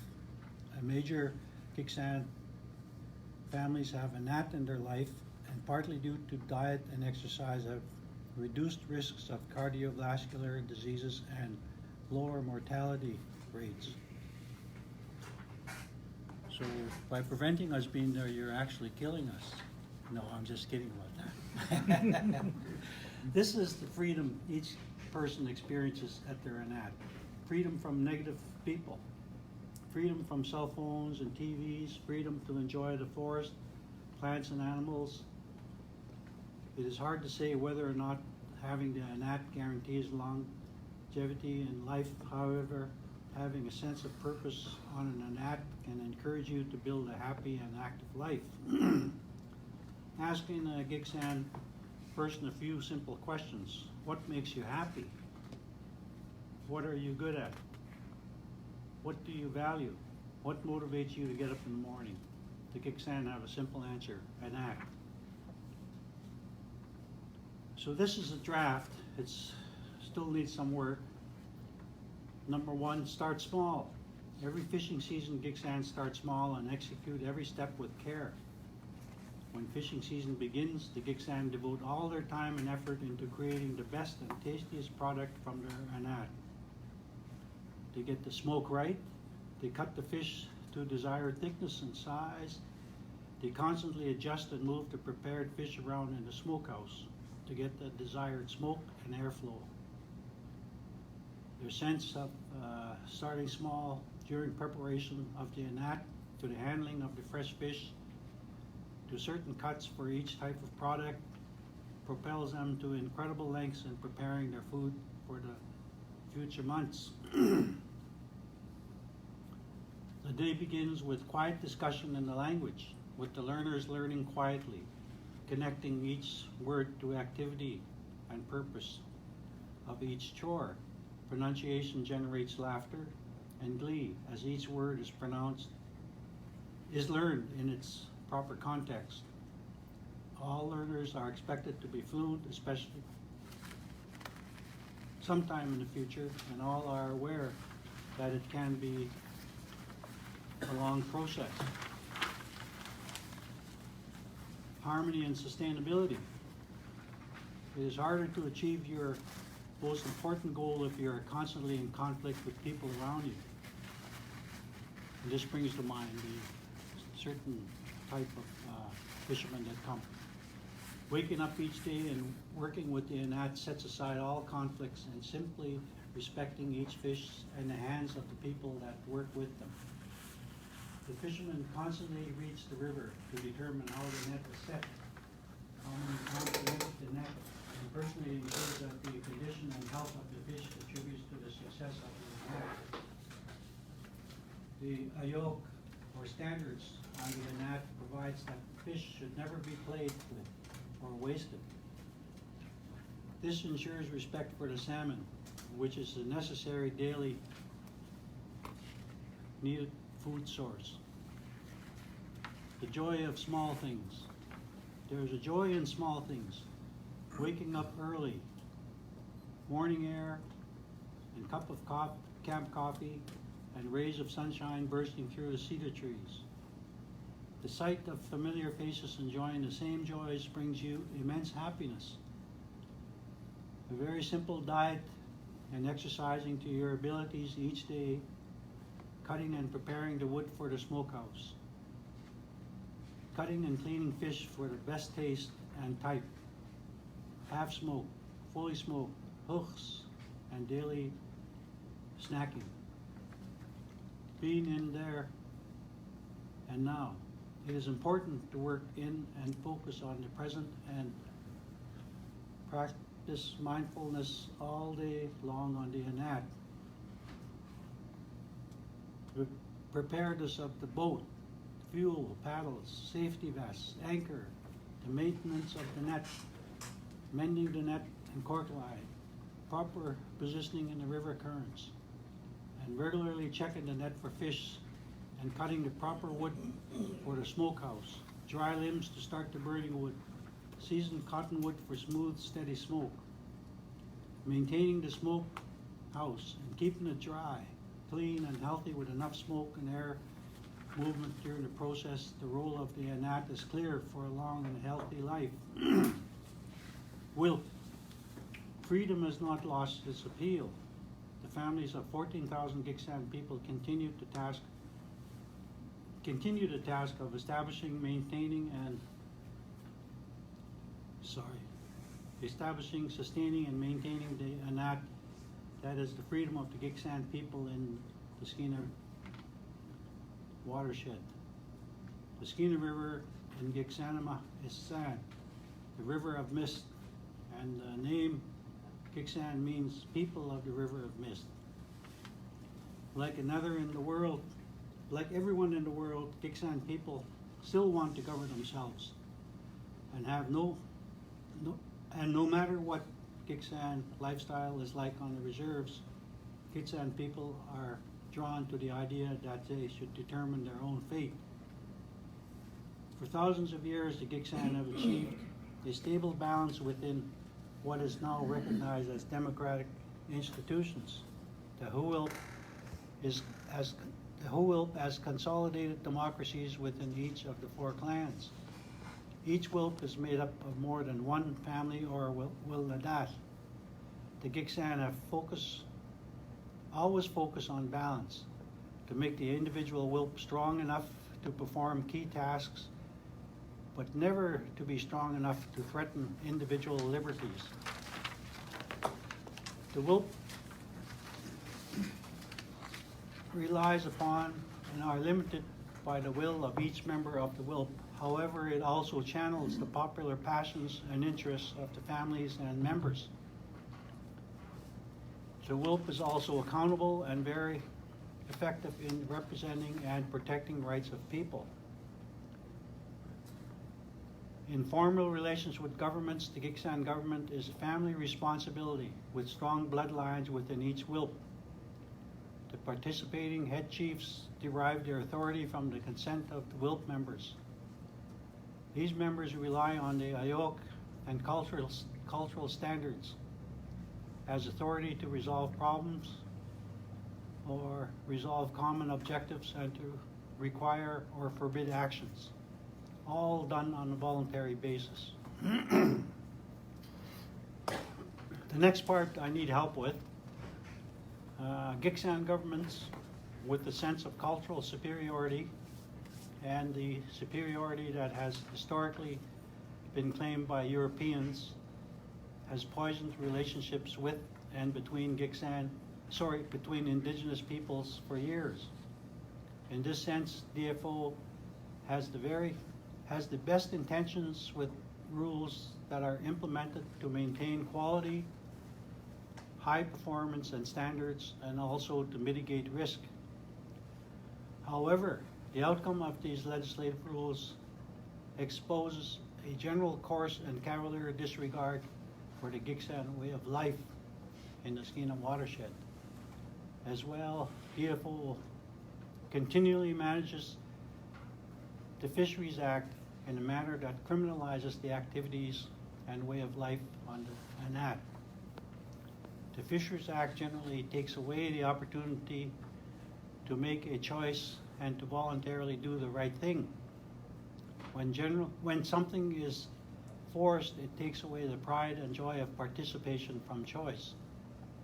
The Fisheries Act is the government's attempt to protect against activities of a small minority when what matters are outcomes. A long and healthy life for 14,000 Gitxsan people, and enjoyment of and the survival of the fisheries resource. These rules are an opportunity for DFO to micromanage, determining the size of nets for Gitxsan and policies to obstruct. And no one likes to be micromanaged. Government management of the fisheries in BC has decreased trust and increased hassles for the majority, and has caused concerns for misrepresentation and ethics problems when opening or closing the fishery. The problem from the Tyee test fisheries, the data from the Tyee test fisheries is questionable, with use of such words as wide range estimate. It's wide open. Declining Chinook abundance, it's sort of a oxymoron. And Chinook forecasts are not something that we can hang our hats on. This leads to a decrease in trust and increased hassles for the majority. Too many rules lead to too many lies, and ethics becomes a slippery slope. So it's just a draft, and more work will be done on that. So it's to give you an idea,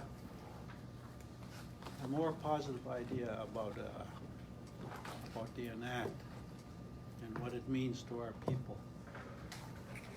And when we have an intruder come in there, so you go back to 1975 when we had 6 fishery officers, probably 4 to 6 RCMP officers,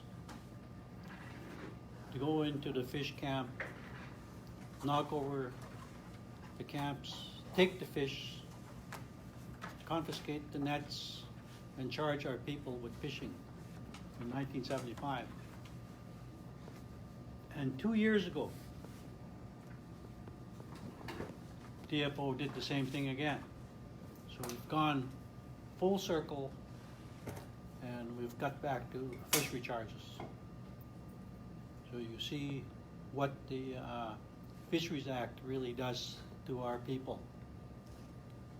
And what we're going to get to in this story here is that what we're looking at and we're hoping is self-monitoring, that the sports fishermen have respect to ensure the continued use of the fisheries by the Giksand, and to ensure there's enough fish for everyone to use. However, still subject to the Giksand fisheries tenure. And so that's what we're looking at. We hope we don't have to look at a process where fishery officers are charging people, because we feel they overuse their responsibilities. Back in 1975, I was one of the ones that experienced the fishery officers. They would do things like leave notes on the highway, notes in the phone booth, and be undercover. And they presented themselves as really top of the line undercover officers, and finding ways to charge the Giksand people, which nothing was under. It was all open. They could go anywhere and charge anyone for fishing at that time, and they did, but they still acted like they were dealing with criminals. And that's the effect of the Fisheries Act, is to criminalize RNAT. So that's the presentation.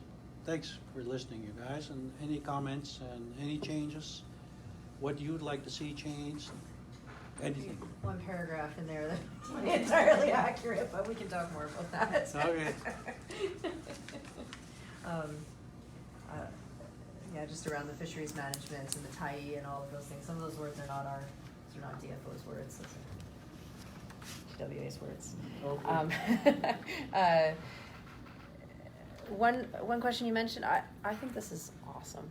Like, especially the beginning, like, to explain what the ANAT means. Like, I mean, I'm lucky enough to have been in these discussions about it. Like, I can't, obviously I don't live it, but I get it. Like, I can hear it. I can see it in everything that you guys talk about. And, you know, like, going to Anita's site, like, you feel it, right? You feel it. And so, but I think that the general person out there fishing doesn't get it. They've been, you know, we were just talking over lunch about unlearning what you've learned in your life. And I can admit I am a product of colonialism. That's what I was raised in. And so for me, I spent a lot of time unlearning what I learned, right? And I think things like this and this description helps people with that, like to gain that respect, because they start to understand a little bit more. So thank you for sharing that, because I think it's. So we'll scratch that one paragraph.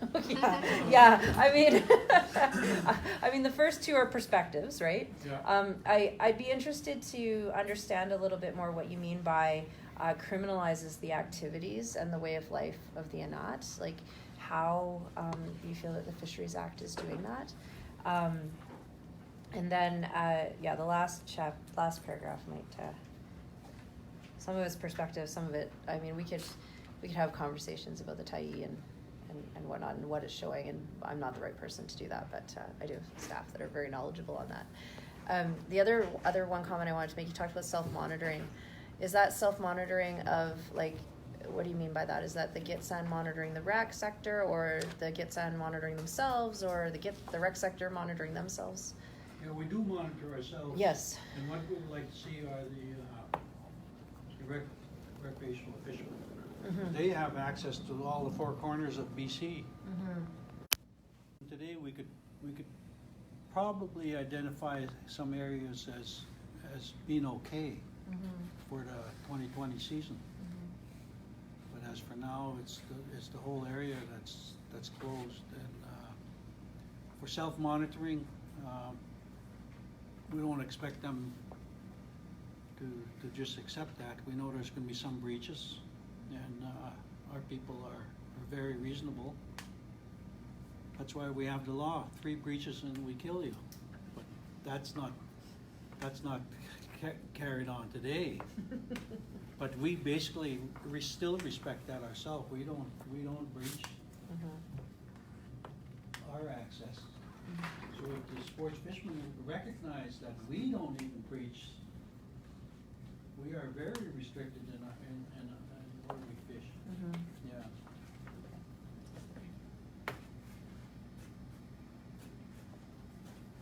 Okay. Where do we sign? Well, and I guess that's the other question is, what is the purpose? Sorry? What is the, like, you shared this with us today, and would this be something that you would share more broadly? Like, what's kind of the intent of this document? It's to put the focus of what it really is. People really do enjoy the fishing. When they're out there, there's no conflicts. You could prepare the food. 3 weeks is about how long our families work. And then we start getting tired of each other and we start feuding. So, you know, it's just, we're just people. I think that's common. Yeah. It's about how long I can visit my family. Thank you, Gordon. That's an excellent overview of an art, because it really reminds me of the history that we've lived through. Sharing with Juanita here what a set net is, and what drift nets are, and then the stories around our own net site where my grandfather used to have me at the other end of the rope to try and let the net out while he takes the fish out, and the things that go around in your mind of, well, he wants me to go all the way up the hill, all the way around, and come back down, because that's the safest way. But there's a shorter way. Run along the rocks there. Only take me 3 minutes. I'm there.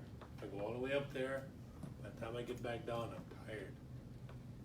So, and but he'd be giving me a heck all the way around there, giving me a heck for pulling the net too hard, and not pulling hard enough when we're ready to set, because sometimes the net gets stuck, you know, and stuck in the rock. So I'm just a yard, but I'm a little kid, eh? And he just pulls it in and pops out of there and pull it back again. But those are the things that remind me, and what clearly sits in my mind is how loud the river is. It's just deafening, and we have to shout at each other just from, and the net side from there, the wall to wall. That's how far it is, and we're shouting at each other, trying to hear each other's. And the net side, ours is called Anguadish. And so so all this stuff kind of brings back in my mind the serenity that is out there. I mean, when I was that age, there's no such thing as cell phones, no such thing as Xbox or anything for that matter. It was a privilege to watch the TV that was at that time black and white. I would much prefer to be out there and working with my grandfather, and he'd throw me up at 6 o'clock in the morning, and off we went. And so the life of working on the fish, and Gordon is right, you do get tired of it after a while and start pretending that I'm sick, I can't get up, you know. But he'd patiently wait for me. And my mom would throw me out of the bed and get going.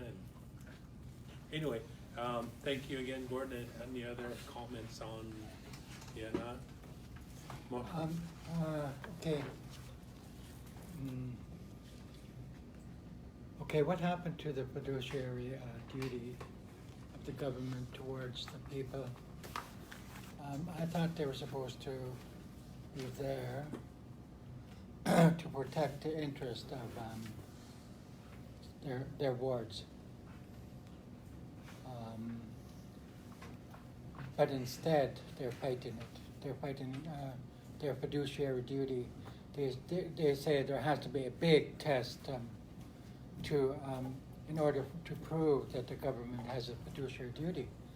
And yet, they were the ones that set up the reserve system.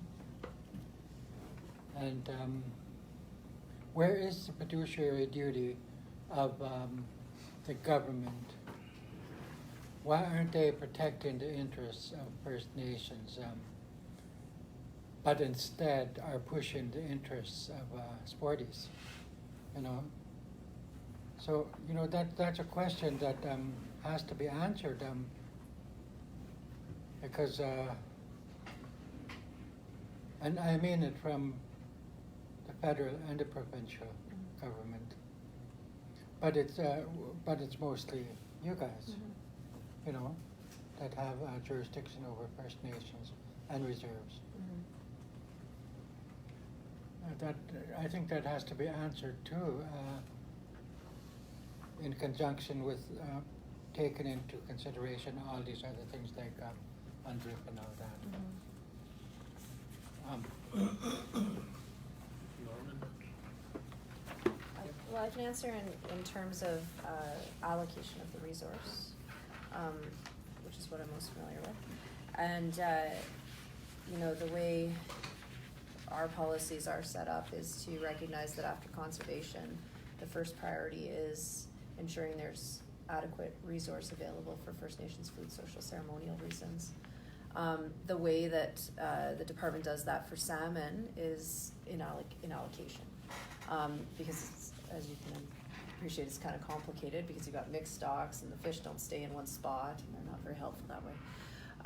And so for sockeye in particular, it's a number off the top. We look at what the total return to Canada is, take a number off the top that is, you know, thought to be adequate abundance to meet those needs. It then becomes a question of timing and when fish are where and when the fish swim by various spots and things like that. And then after those interests, like those rights have been met in terms of allocation, if there's space for others to fish, we then have policies based on which comes next. In some instances, it's commercial, and in other instances, recreational comes first. Currently, with Chinook and Coho, right? Chinook and Coho, yes.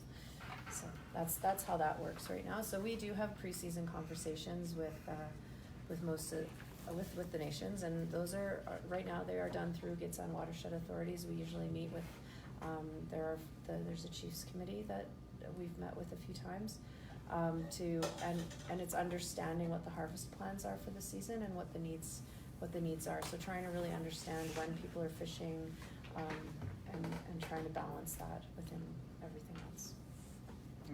That's kind of the approach right now, and it's, you know, we had this conversation last week. I was mentioning the Skeena First Nations Technical Committee met last week, which has representatives, technical representatives from every nation along the Skeena watershed. So there's 10 nations that participate.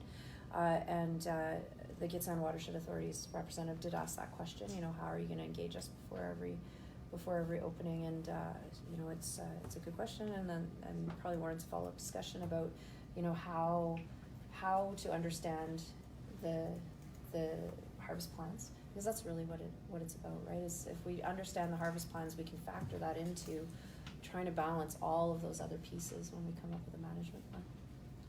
So. Thank you, Amy. We can always do better.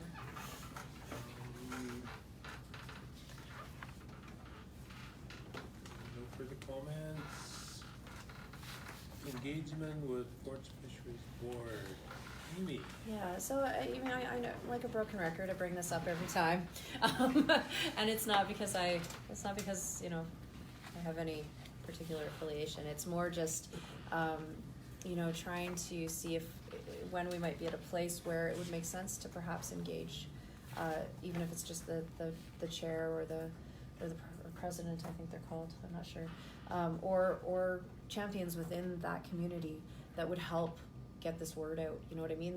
They know their constituents best and how to best communicate out to them. They know the challenges of communicating out as well. And so I'm not proposing to invite them in right now, but I just thought maybe we could talk a little bit about if there would be an opportunity for that, what it could look like, how to best engage them in this discussion. I mean, I can talk to them, but I don't know if it means as much coming from me. So I just put that to the table and see what they think. Is that a proposal for a meeting? Could be. I guess it's a question. Would you like to meet with them? Is it maybe a smaller meeting? I'm not proposing the whole board, like the whole Sportfish board, maybe one or two. Is that of interest to the table? And maybe you can think about it. You don't have to respond today, but maybe something to think about too. It'd be nice to hear them.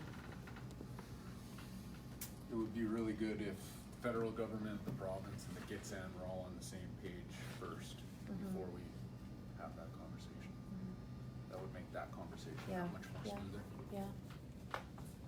And I guess the question I would ask is, you know, there may be things that we will never all be on the exact same page with, but I think we all have the same interest in terms of respect and ensuring that, you know, respect is the big one, respect, right? So, I think we could all get on the same page on the access yeah, issue, right? yeah.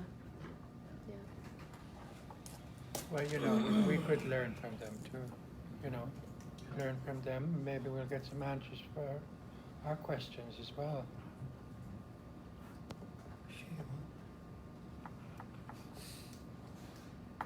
Learn from them? So who do we contact? You let me know and You're the one. I can put you directly in contact with them, or we can set up a meeting or whatever works. You let me Liaison. know. You'll be the liaison, eh? I can, well, I'll have my rec manager liaise, but yeah. Yeah, they can come here. Are they nearby? I think they're in Smithers, Perfect. I believe. Northern Rep.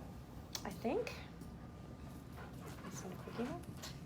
I'll find out. I'll find out where they are. Yeah. I feel like they're in Smithers. And if they're available, we'll have a meeting. Okay, perfect.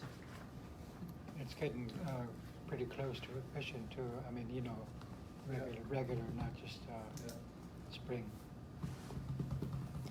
Yeah. And so I think with the purpose of that meeting, partly be to share perspectives too, and Yeah. just a starting of a relationship.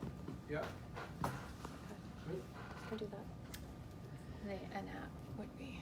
This, yeah, explaining the ANAT to them would be really, I think that would help. Mhm. So are we looking at meeting with one person or a group of people? Or? I'd be proposing maybe one or two of them. One or two of them? Yeah, one or two, like the president and Darren, one who's kind of up and coming within the board and is pretty proactive in their thinking. So we were trying to think of people who would be good people to bring to the table. Yeah. Let them know, and then we'll have a meeting. We'll invite them here. Okay, sounds good. We'd like to have lunch, so close to lunch. Okay. Must eat together. Yes. Well, it's so true, right? Yeah. Eating together is where most of the hard conversations happen, right? Leave real early, so you're not worried about Winnebago. Seriously, that one Winnebago, I got past one of them, and then there was a second one. He had it in for me. Tonight they're gonna be To show respect, you have to burp. Oh, I have to belch? Okay. I don't know. I can't make myself belch. So, I can't do that. I just don't know how. So we can now set a next meeting date.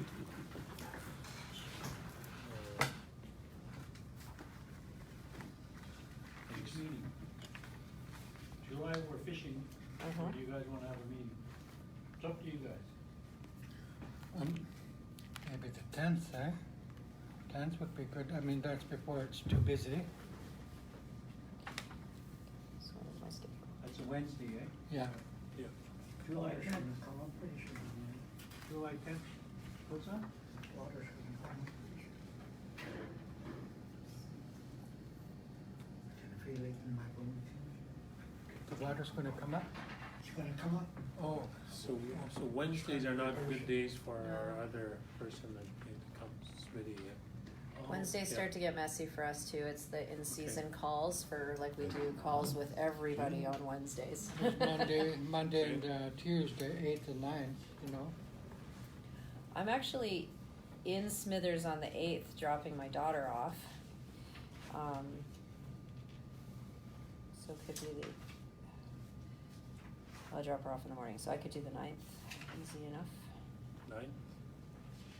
Does 9th work? Tuesday, July 9th. July 9th? You don't know if you're in town yet, we'll figure it out. 9:30? We'll figure it out. 9:30, eh? 9:30 a.m.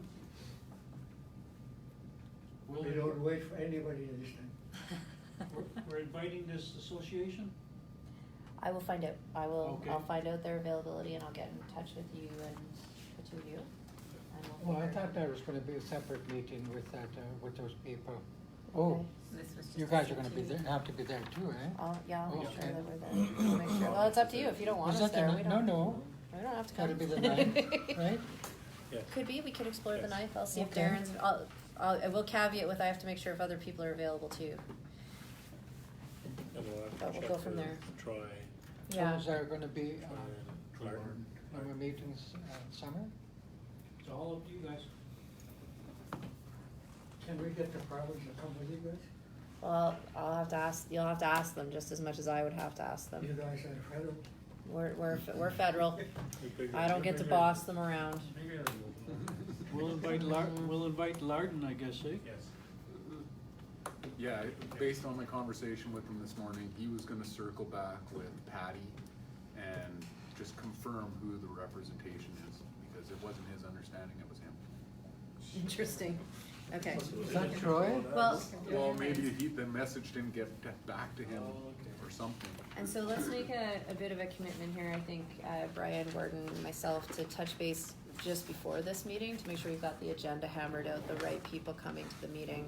We'll make sure we have a provincial person having that little kind of pre-call with us, just to make sure that, because then we end up with a productive meeting, right? Like there's nothing more disappointing than having no one walk through that door. Yeah. Oh, no, Yeah. we won't have that. Hmm? We won't have that happen. We've never had that happen. Somebody always shows up. Oh. It's because there's good lunches. There you go, now you know. We're gonna have fish. As long as it's not shellfish, I'm happy. As long as it's not shellfish, I'm happy. I'm allergic to shellfish. I've never tasted nothing. You know what I realized I was only eating them as a vessel for butter, so. All right, well, first of all, I want to, as the chairperson, hopefully I did it fair to you all, but thank you all for your comments and the discussion, I feel, is moving us in one step at a time, although small steps, but we're moving ahead. I'm anxious to see and hear definitely where the province is sitting. Had a sense of commitment from the minister, but that's to be seen. And the work that the Gitsan are doing is always on key, because we live what we talk. We talk what we live. That's who we are. With that in mind, I ask Wimugos to close the word of prayer. See the word prayer before we hit the road.